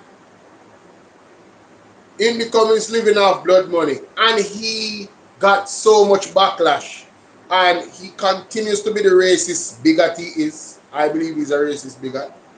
He continues to be the racist individual that he is, because no Chinese person is not being unalived in Jamaica by the police. But it's okay because black people is being unalived. And when the police is criticized, the Indicom is living off blood money. And then, I mean, am I hearing right? Is this the Prime Minister telling us that we should be proud of Indicom? Wait a minute. What is going on really? Has been interdicted, and one of the things that Jamaica can be proud of is the establishment of a mechanism to independently investigate officers of the state when in... So, we're going to listen to this again. No. Comment speaking with Nationwide News, National Security Minister Dr. Horace Chang accused JFJ of living off... Oh, JFJ. Indicom JFJ. Indicom JFJ. Yeah, that's kind of different. But what's the difference between Indicom investigating the police and JFJ saying, no, you know, this is criticism? So I have to take it from another angle, see? I have to take it from another angle just to be accurate. So I'm going to point out something here that I think is a contradiction. Alright? And you tell me if you think it's a contradiction. Listen to this. That the officer involved has been interdicted, and there is a process of investigation that is ongoing. One of the things that Jamaica can be proud of is the establishment of a mechanism to independently investigate officers of the state when in the course of their duty a life is taken. So we should be proud of Indicom, ladies and gentlemen. And when Indicom asks about the worn cameras, the government refused. Horace Chang refused. Horace Chang pretty much chose cold water on body worn cameras. But at the same time, when JFJ came out and said, you know, this is alarming, the amount of persons that is being unalived by the police. You guys remember this? Siobhan Campbell tells us more. The rhetoric surrounding Jamaica's murder rate and the rise in police fatal killings has escalated. In a candid comment speaking with Nationwide News, National Security Minister Dr. Horace Chang accused JFJ of living off blood money. So JFJ is living off blood money. What is Indicom doing? What is Indicom doing? Doesn't Indicom get activated when persons' lives are taken by the police? So and don't they give strong recommendations, stern recommendations for body-worn cameras so that they can get more evidence to prosecute more fairly and make sure that the police and the citizens' rights are protected? So what's the real difference between JFJ and Indicom? Aren't they singing the same tune? On one end, we should be proud that Indicom is there and it's independent, but on the other end, JFJ is what? Is living off blood money? I think that's a major contradiction coming out of the administration. I really do. Let me know what you guys think, though. Let me know what you guys think. You know what I mean? Real talk. Mr. Cole, what you deal with? They are on the goalie side. If you want to know where to find me. I knew I heard Horace Chang say that. I was like, wait a minute, what? But he said it about JFJ, not Indicom. So yeah, I got that wrong. I'm gonna put out the video anyway, so people can correct me or whatever. But I don't have time to go edit that and put in that part, and you know what I mean? Well, hey, hi guys on TikTok, how you doing? Hi guys, let me see. We got Julene Knuckle in the building. Philly Hardy said, yeah. Philly Hardy, how comes you're not a member of the platform? Do you know that I can receive super chats? There's a live goal, all that good stuff. So if you want to, you can become a member of the platform, bro. Right? Let me see. Mr. Cole is here? I don't see him. I only see they say I should invite him. Let me see if he's here. Freedom Project. How when you gonna link me? So we can get the shirt them. Hey, Tan Pretty Wagwan. Perkins, big up. Let me get up some people over here. So Janet Pert Wagwan. Rare Minerals, big up yourself. Dimple, Simple Pebbles, Deal, Bassy, Gold Shop. And if you're on YouTube, say something in the chat. Say hi because I can't see who's watching. Tamar Brown, Dorel McKennis, Nets Morgan Clinton, God bless Sonny Son, Madwan, Des, Grace, Devon, Denden, Antoinette, Thomas, Annette, Garth, Claudia, Cards Music, Joy, User 637, Denise, Lynette, Devon, Fuji, Rambo, Hot Girl, Ian's, Rangeli, Delores, Odessa, Talman, I am Coley, big up yourself. We have Lencent, Barrett, Anne-Marie, Rose, Romario, Rambo, Girl, Rambo and then Girl, Tomlinson, Lamink, Lilith, Freedom. Hey, I want to invite you guys to become a part of the fan club, ladies and gentlemen. Just click the button right up here, so. Lord of mercy. Right up here, so. Yeah, and join the fan club. Alright? Yeah, man. Manners and respect. Every time. Every time. I just manners and respect. Every time. Let me see if this is the one. No, this is not the one.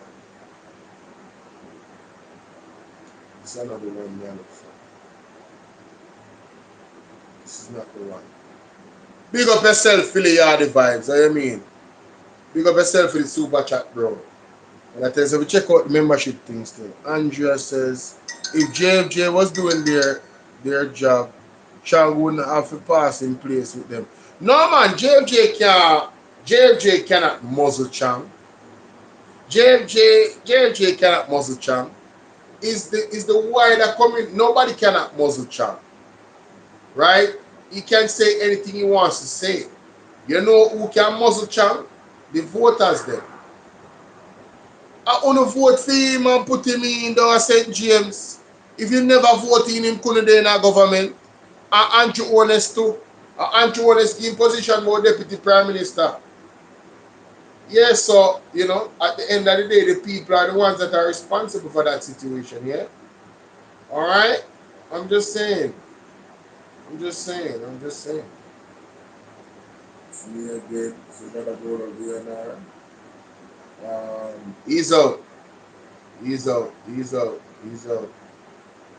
Let us find it here, man, because I don't know why that takes so long. Big up yourself with the super chat, bro. Love and respect. You know what I mean? I know a lot of people, I don't really get to advertise it a lot. So enough people don't know, so I have to continuously advertise it and let them know that, yo, you guys can send super chat. There's an option there on BOLO V&R 2.0. June said blessings. Things getting really hot in the wrong way. Dale, how you doing? Dale Morrison, not me. No, sir. What do you mean not you? In terms of voting, vote for Chang, listen to me. Who the cap fit, let them wear it. You see me? Alright, so you think that, nay, my boo, nay, I love you. What's up, Nene? How you doing this wonderful Saturday morning? How you doing? What's good? Let me see. I believe it's this one. I believe it's, no, it's not? Okay. You don't think somebody did have it, you know? We did have it, man. We did have it. So it look like him take it down, so. Oh, the backside I go on. Oh, that one, okay. Got him. Jamaica. When you don't hear this joke thing, yeah. You know, so I'm not change this. More I keep the file the right way. Let me use this one. Because I go back to that video there, you know. This video with the People's National Party press conference. I'm going to go back to it. Because so much things is in that video that provide context. So the change was made despite the fact that we still work the memorandum.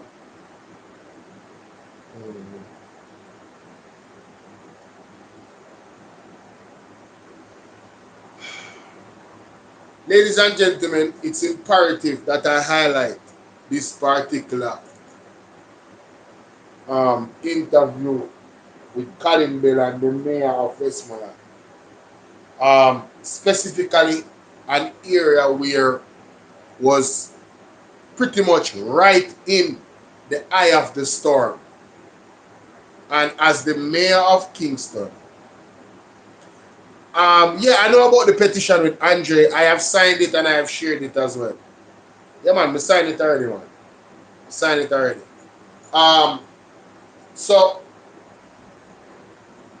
the mayor of Westmoreland was on Colin Bell's show, and the man revealed some things. What's his name again? Desmond McKenzie. Desmond McKenzie and Andrew Honest come to the front of the class. Jamaica, I am going to tell you this right now. I am not going to say a word. I am going to hold my tongue, and I want you guys to listen carefully because I'm talking kind of fast enough. I want you guys to listen carefully to the mayor. Hi, Sassy D. What's up, my baby? Right? I want you to listen to the mayor of Westmoreland. Just listen and listen to the questions that Colin Bell is asking the man, you know, so you guys can understand how governance works, you know, and what is the role of the mayor, especially when a hurricane has destroyed that area. What would be the role of the mayor and how the mayor and the prime minister and the government would interact in getting things done swiftly? Listen to this. Of understanding in Kingston and sent it down for us to measure our gaps. Subdivision 3 gaps. How do you plead? Yes. So the minister, the working season. The government have too many things to hide. What are they hiding? What they are out of school, vertical cooperation. We have on the line His Worship the Mayor, Dan Reed Delancey of Sablamar. Your Worship, good evening. Good afternoon. How is it down in Westmoreland, sir? Well, the road recovery for most of our people down in Westmoreland is a very slow and painful one. Wow. We are at the brink, basically at the brink of the new working season. And we still have people who are basically living nowhere. Still have a blue tarpaulin as their roof. Still have no walls, no furnishing, nothing. And those people who were living in the shelters.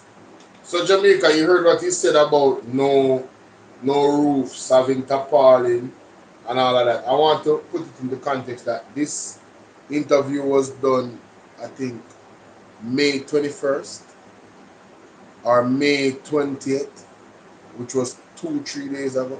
2 days ago, right? 48 hours ago from me recording this. Okay? Listen. The minister said it was your fault. It was the municipal corporation fault. Why the people them no move out of the building them, and why the platforms for the container houses were not built. How do you plead? Well, I would in response to that, I would like to basically give a brief backdrop to the whole scenario, because it goes deeper than the minister what the minister is portrayed. Yes, and that's why you're here this evening to clear the air. As good, big up. Yes.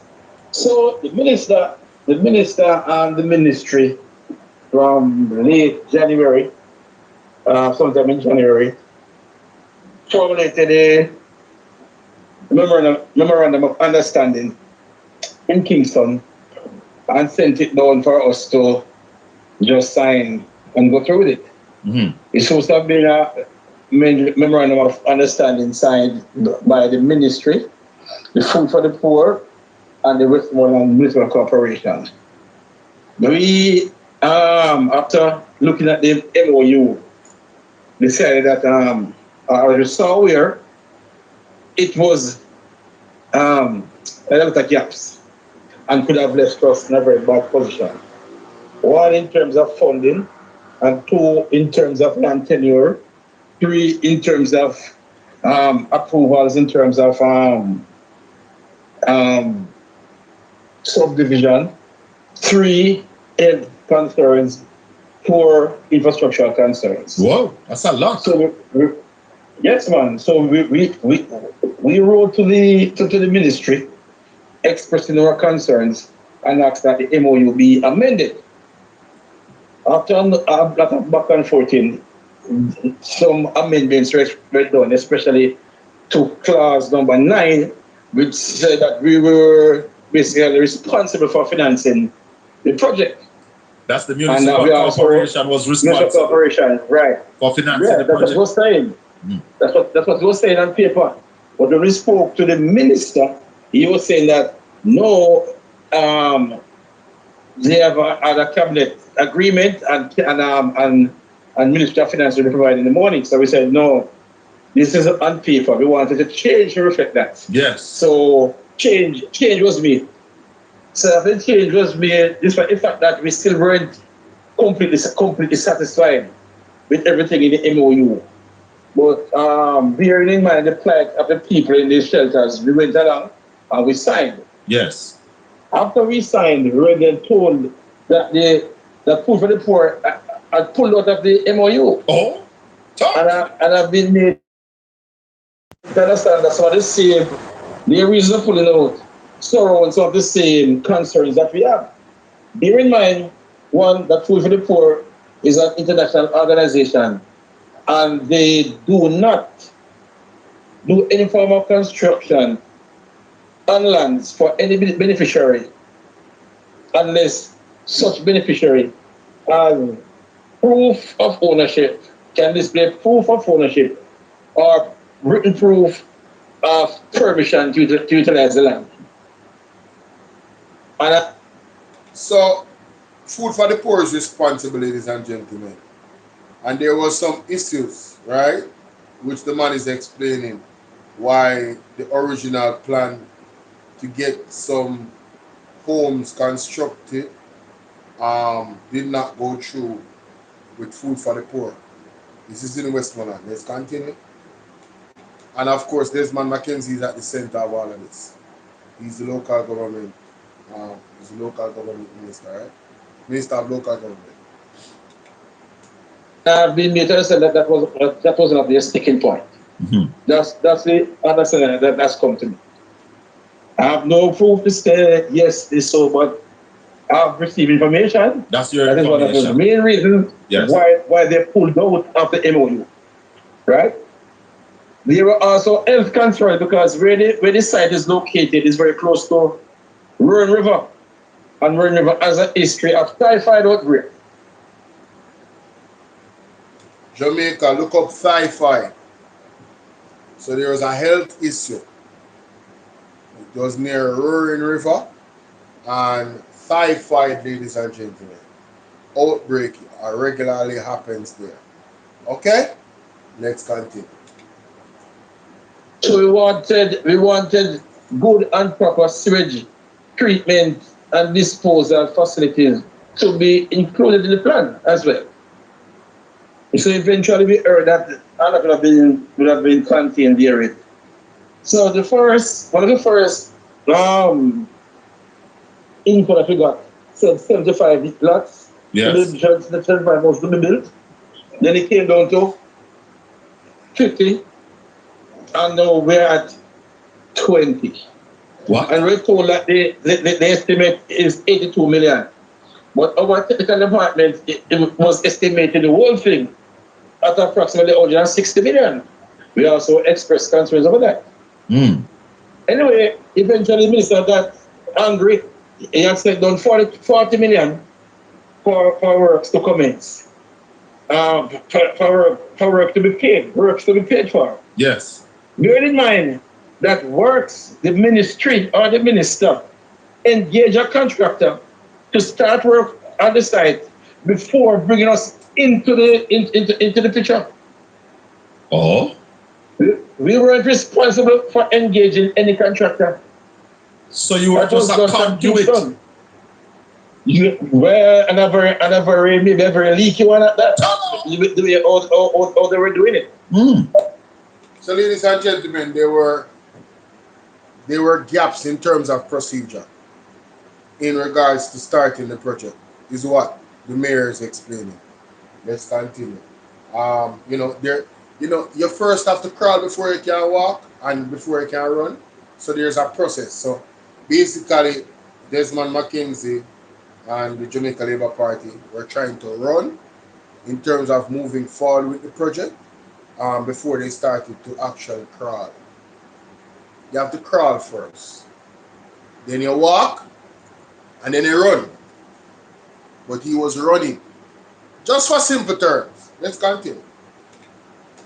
Talk to me. Right? So after they had contracted someone, verbally I get to understand, to start work, then they came to us. There was no environmental assessment, no nothing. It was breach after breach after breach. So after we were reluctant to sign, he got angry and sent back for the 40 million. So we sent it back to him. Yes. So we thought that was the end of the story. Until again now, we were told that Food for the Poor has now backed out. So at a meeting in Kingston, the minister informed me that they're going to be doing a new thing now. They're going to be using container houses and and it's going to be 20 units. So hold on.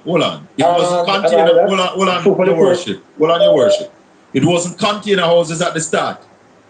No, it was units to be built on location through Food for the Poor. Oh, Food for the Poor houses first. Oh, right. So that when it was that time it was what, 60 or 80?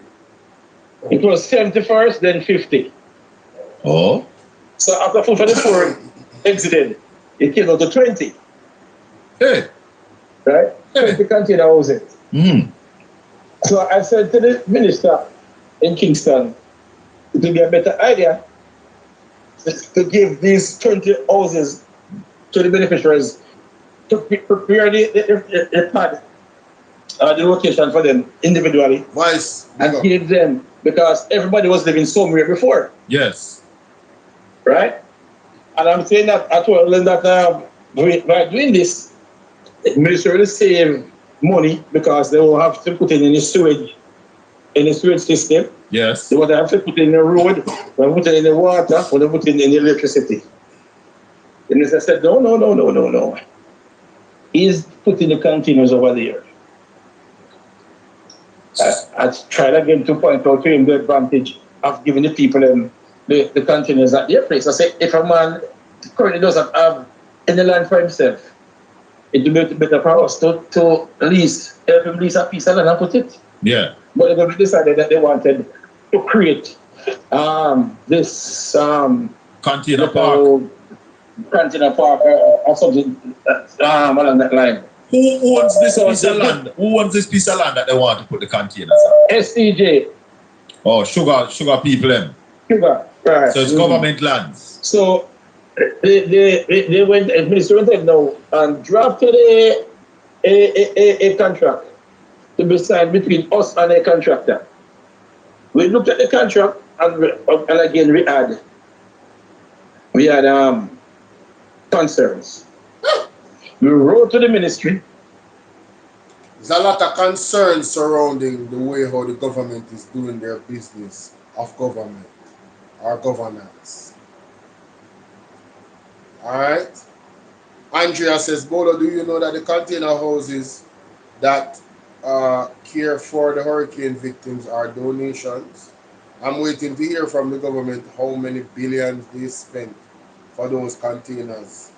Listen, you know, I am not worried about it, to be honest with you, because we're going to hear it in the Auditor General's report. Although, oftentimes when you hear it in the report, it's already too late.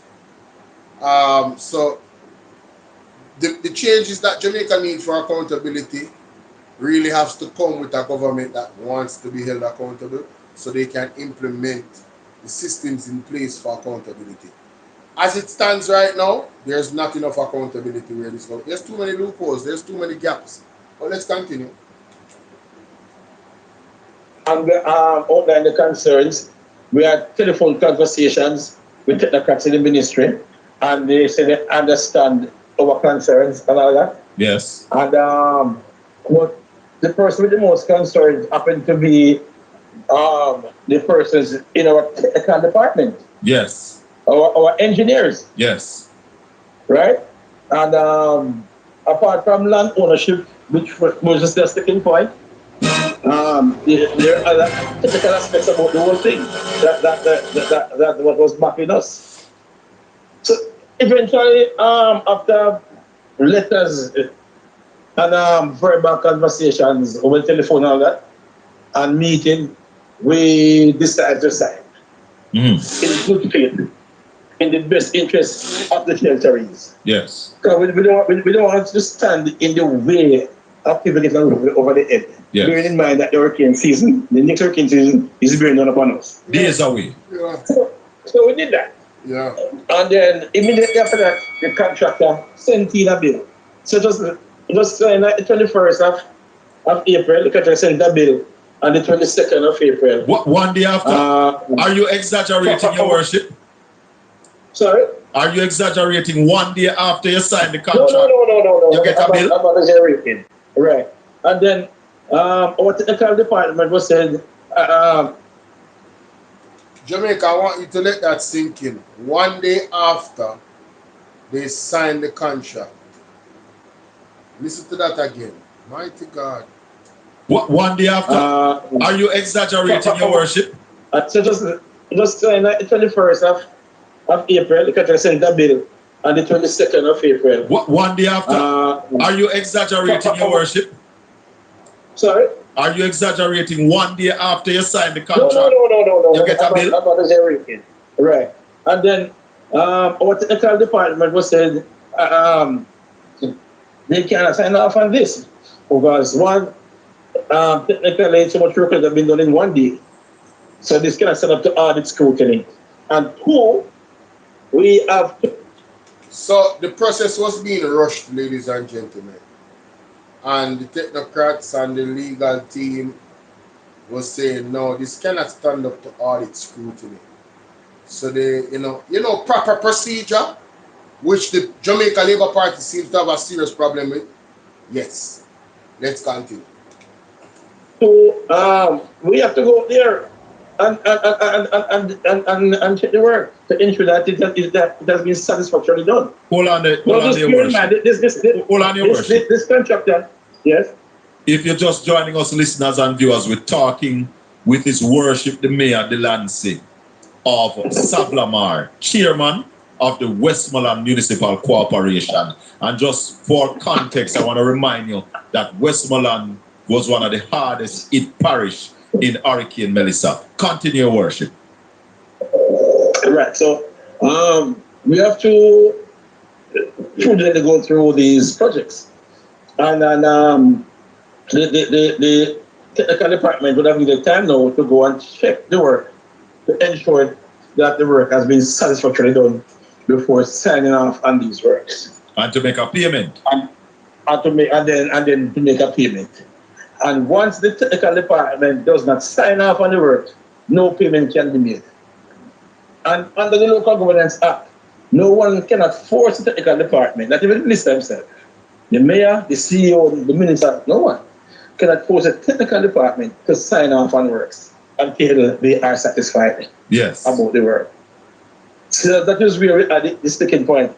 And I must point out that the contractor doing the works is a reputable contractor, of course. Yes. He has a good track record in the parish. Mm-hmm. But nonetheless, the technical department will have to go out and ensure that what is on paper is actually what is out there in the field, in reality. So what happened after that? That took some time, and the contractor was eventually paid. Mm-hmm. But the minister was communicated to and was told the process and what was happening. But I guess the minister became jittery and vexed, cross and miserable after MP Vaz pointed out some shortcomings with the two teachers' cottages, two teachers' cottages that were prepared or being prepared for that temporary housing solution for the shelteries at the Petersfield High School. Bearing in mind that the houses, these 20 container houses, is a longer term thing. Mm. And the deadline of May 8th was fast approaching. And the minister did not want to miss another deadline. At what stage was it decided that the teacher's cottage would have been the place that the people would go to?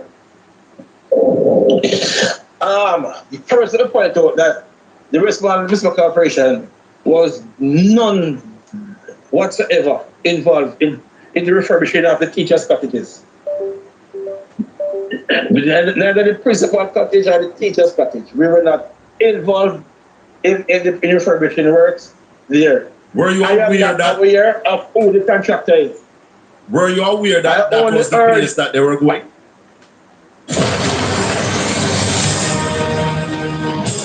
Hi, it's Dua Lipa here. Tune in to one of my favorite performances, Radical Optimism. Yes. At what stage you were we're involved in refurbishing works there. Were you aware of who the contractor is? Were you aware that that was the place that they were going? Yes. At what stage you Yes, were made aware? we're aware. We're made aware. I would say at least 2 weeks before. Okay. Before deadline.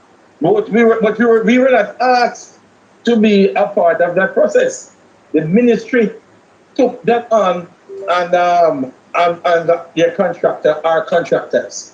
But the minister is painting the picture as if we were involved in that, and we were not involved in that aspect of it any at all.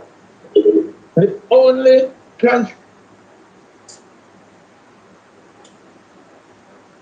I'm so pissed off right now. That entire recording is messed up, you know? Oh, man. This sucks, bro. I'm gonna go check this recording and see if it's alright.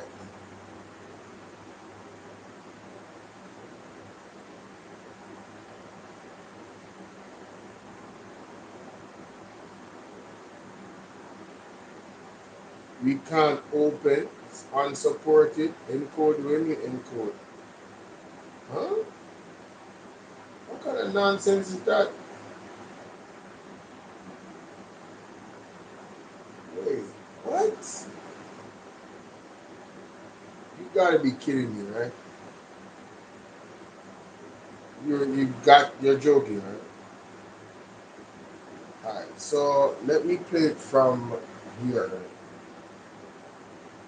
Ladies and gentlemen, it's another BOLO V&R. Right, you heard. Embarrassing. Yes, what? When do I? All of them are messed up.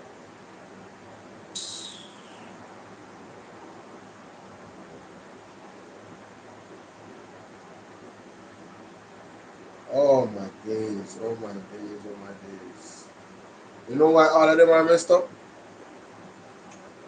Because OBS used the audio it wanted to use, and not the audio that I selected for it to use.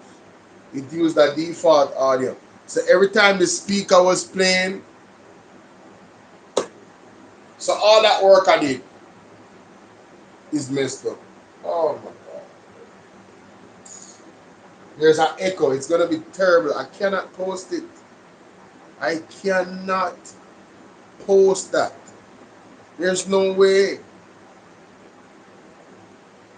There's no way I can post that. Absolutely no way I can post that. The only thing I can do is, man, I got to just do it over. This is horrible. You know, it's hard to do over, especially when you do a raw reaction to the information. It's hard to do a double. We have 60 people watching. Can we get 60 likes on the video? Can we get some more likes on BOLO V&R clips? Like and share. Share it to at least 5 people. TikTok. Alright, I don't know what to tell TikTok. It's hard on TikTok, man. I need my TikTok folks over by YouTube. Can you guys subscribe to my YouTube channel, please? Because you guys are there the whole time like this. And I appreciate it, you know. I don't know why TikTok is so messed up where you have to constantly be double tapping the screen. Who came up with that idea? Who came up with the idea that people have to beat up them phone screen? That person is an evil individual. Who came up with that idea? You know how hard it is? You gotta be on your phone, pressing your finger like this. Yo, you know what too? You really have to like somebody content to do that. You genuinely have to like somebody, because hey man, I would be annoyed at some point. But I ain't gonna lie though, I be tapping that screen, boy. It has to be something that I really like. I be tapping that screen. The content gotta be great, because most of the time when I'm listening to stuff, I'm multitasking. So it's like, I don't have time to be at the phone. I got other stuff to do. And I'm sure people have other stuff to do. TikTok, hey, TikTok is wild, man. YouTube, all you gotta do is press the like button one time. And it's registered, and we know you hit the like button. You know what I'm saying? Philly are the vibes. Whoever did that is a wild individual. I'm just thinking about it, man. You know how hard it is to get 50,000 likes on TikTok? I want 50,000 likes on all of my videos. You know? But if you have a certain amount of people double tapping the screen at the same time, 50,000 likes is easy. But when it's a few people, man, that is hard, bro. And most persons are not that cooperative anyway. They be listening to me say hit the like button like they're doing right now, and they are not hitting the like button. Like, man, I ain't hitting no goddamn like button, bro. I don't even like you. I'm just here, just listening and recording, you know what I'm saying? And see if you mess up somewhere so I can use it against you or something. You know, you have those monitoring spirits. Yeah, there's a lot of monitoring spirits that watch the platform, unfortunately. And how I know is the like button comparison versus the amount of people that is watching. I never understood. And then the other thing, let me tell you. You see, if a person does not sign into their YouTube, they're not able to hit the like button, you know. You have to sign in so that YouTube can know that you are a registered individual to hit the like button. So say for instance, you click the link on your WhatsApp or your Facebook or anywhere you saw the link and you're watching. Well, if you go from that aspect, it's not all the time it goes straight to YouTube where you're already signed in on the app. Sometimes it goes to YouTube link to Facebook, like a sub window. And on that sub window, you would have to sign in for you to be able to hit the like button. And I'm sure if anybody has hit the link somewhere where I'm talking about, when you try to press the like button, it's going to tell you, oh yeah, you got to go. You got to sign in. You're going to see it because it happens to me. I mean, I've seen links on pages all the time. You know what I'm saying? Yo, I'm so pissed, yo. Because I wanted people to know about this. Like this situation with the mayor. Yo, there's something this man said in here that is absolutely wild, man. I couldn't believe it. I couldn't believe it. Corporation, in collaboration with that agent, should be playing a major role in assisting the citizens of Westmoreland? Well, what we have had to be doing, we have had to be withdrawing persons or employees from other departments who, whenever we can, to assist with the running of that office. But we have a committee. There's a committee in place. We have the emergency operation center that is run by a committee, and this committee is basically a subcommittee of the disaster preparedness management committee, which is a full committee of council.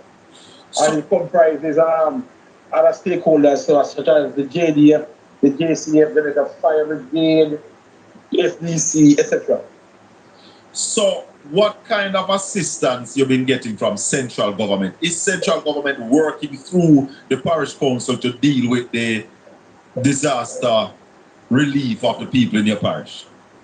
In terms of relief, that means I haven't seen much of that. I can tell you that I know of each division being allocated $250,000 for hurricane relief, to purchase hurricane relief material and stuff, hurricane relief supplies, immediately after the passage of Hurricane Melissa. 250,000? And that per division. That works out. If you stretch the money, you can get about 50. You could get about 50 care packages. Hold on, Your Worship. How many divisions are in your parish? 14. You have 14 divisions. But your parish is one of the hardest hit parish. It was the hardest hit. And you are saying it was the hardest hit parish of the hurricane. And that's where the hurricane made landfall. New Westmoreland, White House area. The elected representatives, the local representative within the parish, only get 250,000 each. Right. That's less than 2,000 US in your worship. 20,000 Jamaican. And then from hurricane cleanup. Yeah. From our special grant funding at the council, we were able to provide 500,000 per division for emergency works. So for all of my persons that live in the United States and on other parts of the world, the international audience, I want to put into context what, the mayor is saying of Westmoreland. Immediately after Hurricane Melissa, he has 14 divisions in the parish. Each division got an allocation of 250,000 Jamaican dollars to buy, hurricane supplies and stuff like that, care packages. In case you want to know how much 250,000 Jamaican dollars is, round about 2,000 US. Yeah, almost. Not really 2,000 US, but call it 2,000 US dollars. I want you guys to let that sink in. Just let it marinate for a little bit. And I want you to tell me in the comment section if you think that our government in Jamaica is a caring government or a serious government about helping people that were displaced, lost their homes, lost everything. Tell me that they are serious about giving the people on the ground the tools that they need. The elected officials, if they're serious about giving them tools that they need to help the people on the ground. They haven't gotten any more money. According to the mayor, they only got 250,000 Jamaican dollars. 2,000 US dollars. Some of you spend 2,000 US dollars to help pay for parts of your vacation. I just want y'all to let that sink in. Let that sink in. The Jamaica Labour Party, the Andrew Honest-led government of 2026, a massive hurricane destroyed the western portion of Jamaica. And for my overseas listeners, I want to put it into further context, where you see that this looks like political victimization, because the areas that got damaged and the areas that the government has failed to respond adequately to, these areas voted for the opposition for the most part. As a matter of fact, it's clear with the results in those areas because the elected representatives are from the opposition. Dwayne Vaz, Ian Hales, Dr. Nathan Campbell, and then you have the councillors, right? So, and you have the mayor. The mayor is a PMP representative. Delores, how you doing? Jam, big up yourself. So, for my overseas listeners, I really want you to tell me, because shout out to Bella. Bella has been an awesome guest on TikTok. I don't know where she is right now, but I don't have any contact for her outside of messaging her on TikTok. But, I remember the first time I explained to her the Bengal mining permit ruling by the judge, and her facial expression. I wish she was on camera and I was recording while she gave the look that she gave when I told her that our government is appealing the Bengal mining ruling that says pretty much that the Prime Minister had no right to actually overturn the NRCA's ruling of not giving them a permit to mine in that area, because the air quality would be destroyed. The and this is what they said in the this is what they said, not me. The air quality would be destroyed, the water sources would be destroyed, and also there's animals in the area that are endangered species that would die. And Andrew Honest, the government, the leader of the Jamaica Labour Party, the current administration running the country right now, or not running, ruling like a dictator, decided that, no, I'm going to give them the permit. I don't care what the technocrats say. I don't care what the professionals say about the environment and protecting the environment in that area. I am going to give them the permit. You see, they can try and stop persons in the parliament from talking about this, but they can't stop the free press from talking about it, especially when they talk about it accurately. So now, they have decided, Jamaica, that they are going to take it to court. I don't know if they have appealed it already.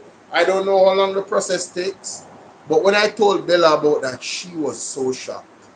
She couldn't believe that, you know, the politicians would really do that. But unfortunately,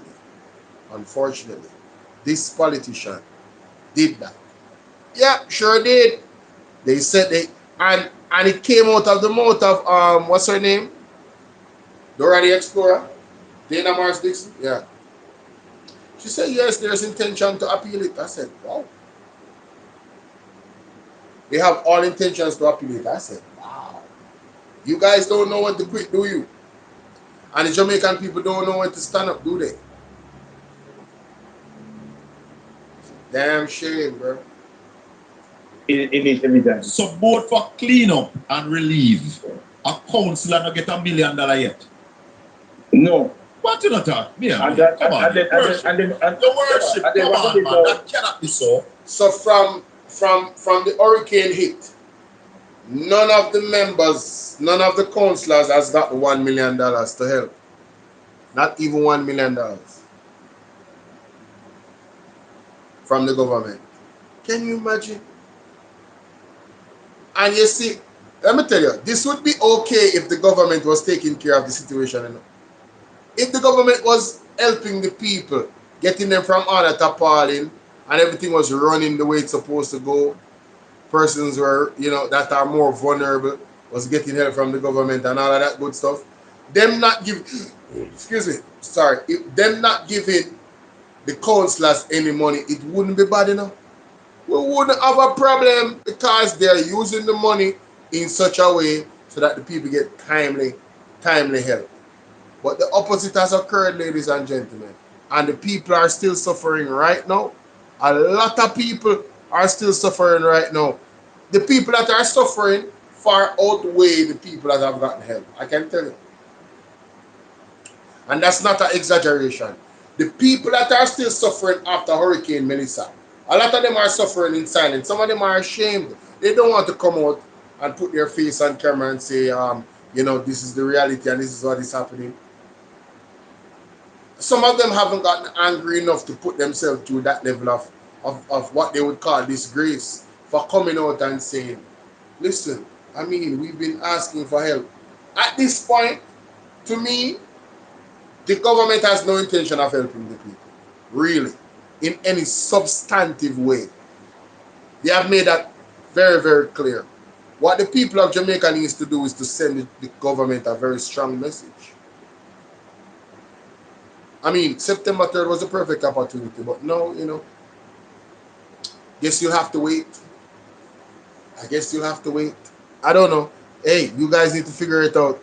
How are you gonna send the government a strong message? I've been telling you the legal ways to do it, but nobody wants to listen. Everybody wants to burn tires in the road. Bro, listen, let me tell you something. This government has told you what they respond to you. They have said it.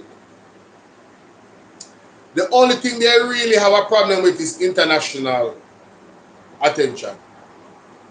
You know, making noise on TV, they don't care nothing about that, bro. They don't care. They have spin doctors to come and spin that because they control the media. They control the media pundits. They control all those people. And they know how to suppress a platform like this because they have the technology to do so. You know, Pegasus, you know. And it's not just me. It's not just me. Even platforms that were there a long time, you see what's going on with the numbers.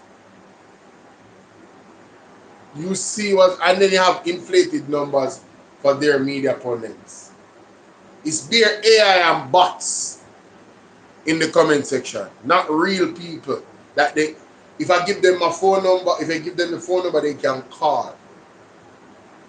It is AI behind the people in a lot of these media outlets. Yeah, because them feel away. They feel away that Andre Stevens, a Mystic Sensation, a Mr. Wayne Lonesome, a Rattigan, you know, they feel away that those persons can actually have real people in their chats. And when the phone lines are open, man, I know, you know, before I was getting a lot of calls, but I didn't want my program to be like a call program. And a lot of the times when I did it, you know, because I have a schedule like in terms of what I want to talk about, and I want to maximize, I have like I'm organizing what I want to talk about, it take away from my time.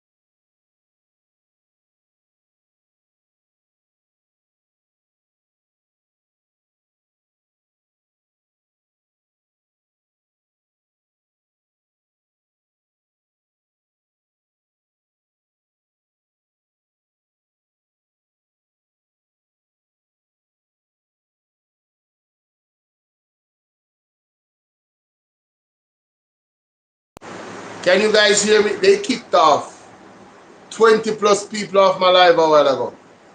Yo, can y'all hear me?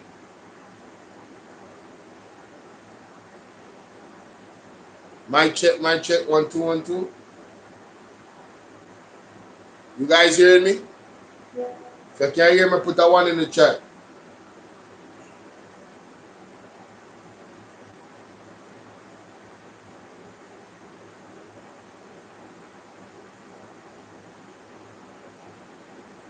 If you guys can hear me, put a 1 in the chat. Okay, wonderful. The truth said you can't hear me. As soon as I said Pegasus, they kicked off 20 people off the live. All my phones was reconnecting.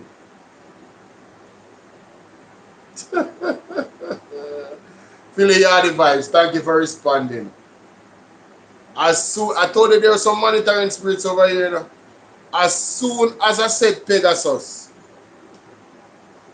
they kicked off 20 people off the live. By the time I came back, I only saw like 39 people.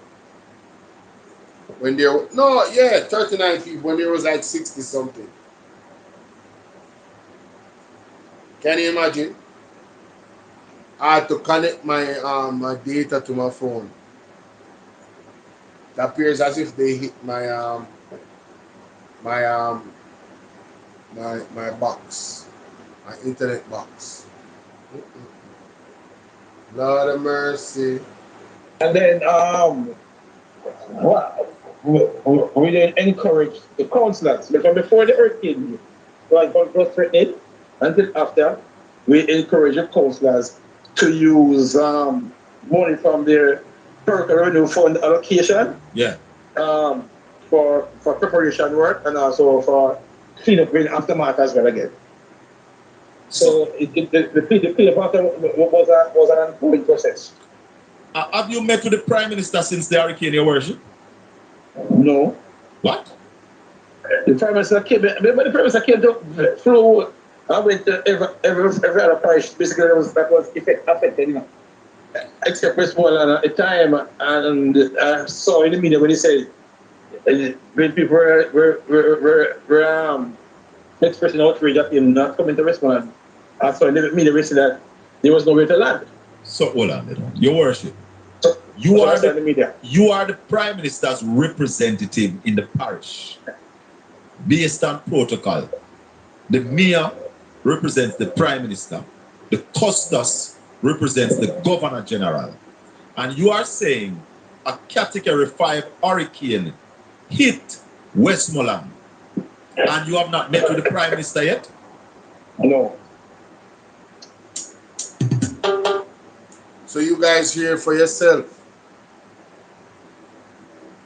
The hardest hit parish in Jamaica, the mayor of the parish has not seen the Prime Minister. He has not visited there. The other day I put out a video on TikTok. I mean,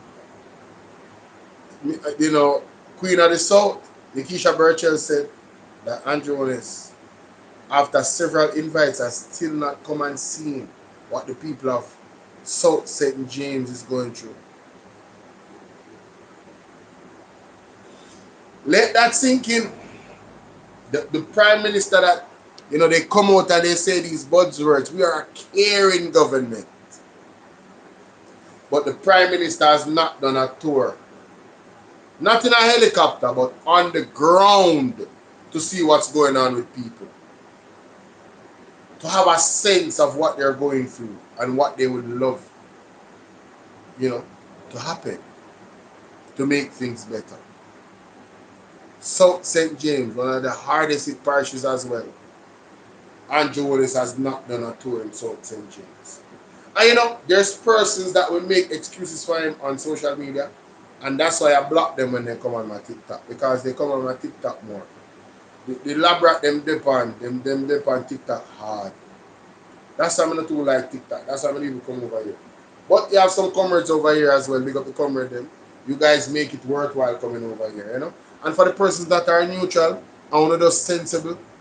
Pick up on yourself, the man. Pick up on yourself, man.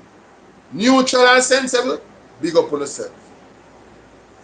If you don't trust either government and you kind of hold off and you definitely don't trust Andrew Holness government, none at all, and you say, all right, I'll give Marky G a chance, I'm going to prove himself, me respect on it. Respect on it. Respect on it. But all I'm saying to you, give him a fair chance. You give Andrew 5 years, then you give him one next 5 years. And even now, some people still not see nothing wrong with the Andrew.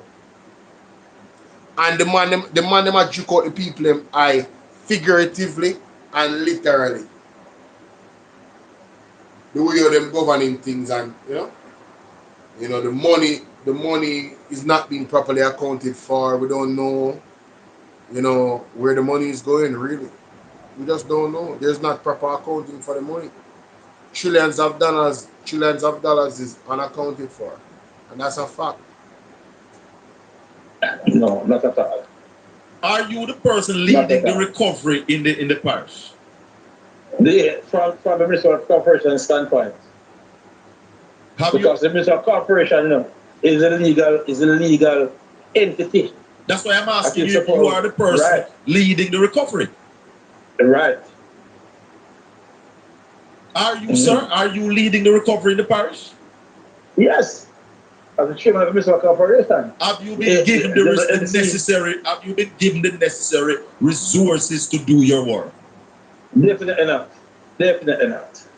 Jamaica, you hear that? The man asked the mayor if he has been given the resources to do his job. He has the title. He's the one leading the recovery process, but he's not getting the resources that he needs to do so. Hey, my side, we can play one game. Because maybe if we play one game, you know what I mean? You can get some. From the other day, I've been doing live stream on TikTok. I'm telling you, you guys not showing me a lot of love, man. There's a lot of new people. You guys don't show me a lot of love, man. I'm telling you that. You know, I don't ask so much. I ask for the likes, and I give thanks. You know, but I have a life goal, and I've never hit my life goal. The most I've gotten on my life goal is like 2 money guns. Outside of that, I don't see it. I don't see it. I don't see it. I still don't understand how this coin thing works. Like, let me ask somebody that know how much coins is $1 US. Maybe I should go on Google and ask that. How much coins is $1 US?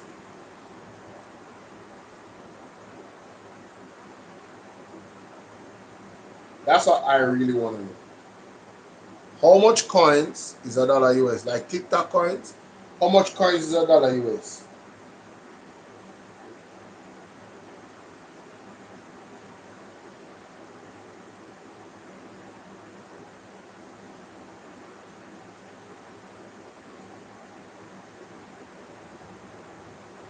Anybody? Nobody? Nobody knows? Nobody knows. Nobody knows. Nobody knows. Nobody knows. And I don't think it will be forthcoming. Let's not fool ourselves, you know. Let's not fool ourselves. What do you mean it's by all that? about the politics, you know. It's what? It's all about the politics. It's all about the politics. So I'm not fooling myself. What do you mean it's all about politics? What politics can be played when people are suffering labor rights and PNP and no pay at all? What politics are you talking about, your worship? No, tell the people. Right now, there's over 1,200 people on this platform listening to you from Jamaica and abroad. Talk to the people. Tell them what you're saying. Mr. Ben, if the Westmoreland is the hardest hit parish, right, by the hurricane. Yes. And it's been treated in such a way. Bearing in mind,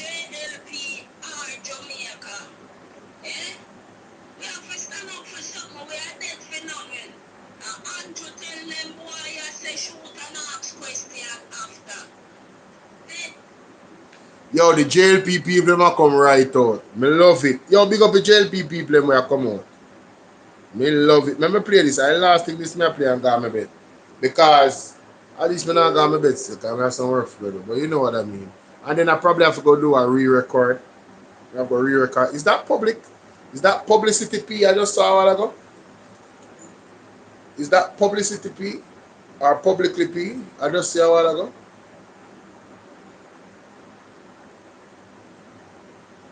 I'll be like, what are you doing? Oh, God have mercy.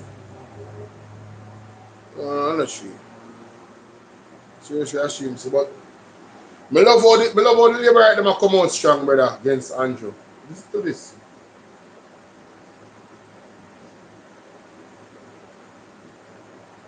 Me nah go around that. We are labor right. Me know man no feel no way. But what we stand for? We stand for J. Well, on the moment, where you say a while ago? Bumper, come here there. Me nah go around that. We are labor right. Me know man no feel no way. But what we stand for? We stand for JLPR Jamaica. Eh? We have to stand up for something. We are dead for nothing.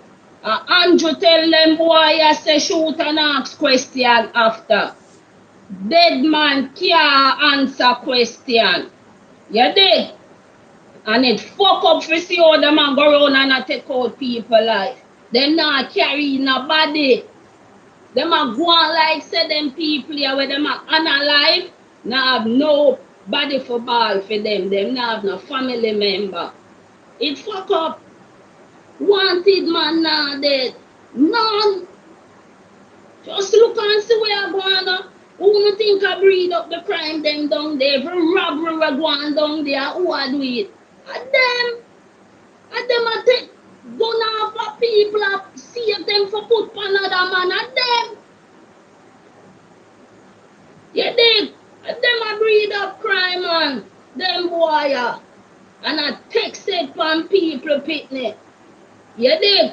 I remember say me have my youth them down there in a bumper. Member. So you see if you know business, me business, you know. And Jamaica me say, I no Labour Party. The party them only a read for them. So somebody said to this person, what Armstrong and the Prime Minister have to do with this? Them did they there, meaning they weren't at they weren't in the physical space. You know, the labor rights really say some really nonsense. Well, let me say this. I have to start prefacing my statements because we see some different type of labor rights from one day. How can I say this? The die-hearted labor rights, the labor rights that worship Andrew Wallace, cannot see nothing wrong with nothing. I'm talking about nothing. The most obvious things, even when they play the evidence, right? They don't see nothing wrong with nothing, Jamaica. And you know, the way how this thing is, sometimes when I'm up on the live, I may have these conversations. The way my mind works, sometimes my mind wild, and I go back and me remember some things that where add to the point, and I go for that clip and I find. Right now, I feel like go to Andre Stevens' video when they interview Fitz Jackson. Because Fitz Jackson tell you how it works. The responsibility of the Minister of National Security and the power that the Minister of National Security and the government has to change what is going on with all these unalivings. The fact of the matter is, when you know civics, when you know how government works, you realize that they really don't want to change anything. Things are working exactly how they want it to work. Yeah. They don't want to intervene. They don't want to get body worn cameras. All of that. Right? They don't want any eyes on the police when they're doing their job. The police don't want any eyes on them. Do you guys notice how many police is comfortable with cameras being on them? I want you to look around. Some of them are so brazen that they literally don't care if the cameras on them. They feel like that they are untouchable. Yeah. Yeah. Isaac Buchanan talked about it. They really believe that they are untouchable. So they can just unalive persons and nothing will come of it. And yeah, you know, Carol G, what's up? Yeah, you know, this court process, this is just a facade. I'm going to get free 15, 10 years, 8 years down the line because of who I know.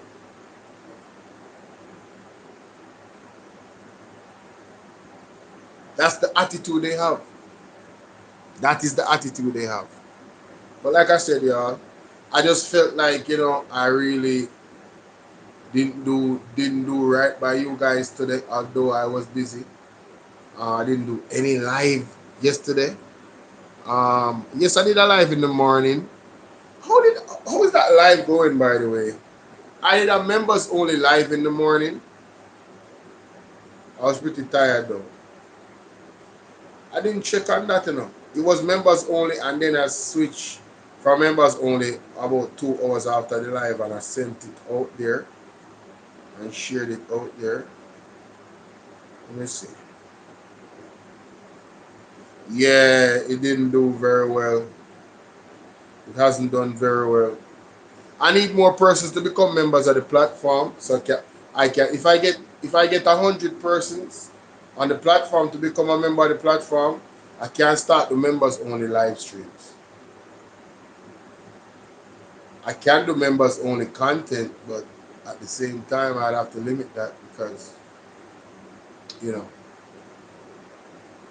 there's only a few members. So if you are a member, endorse other persons becoming a member, and let's get it on, man. Let's get it on. Ah, baby.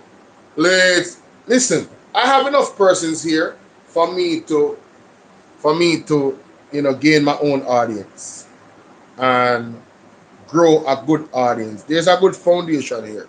So, the persons that are watching right now and you appreciate this platform, I am beseeching you. I am asking, I am pleading with you to share the content, right? Share the page with at least 20 people. If you can share the page with 20 people a day, we're gonna be straight, y'all. The platform gonna be straight.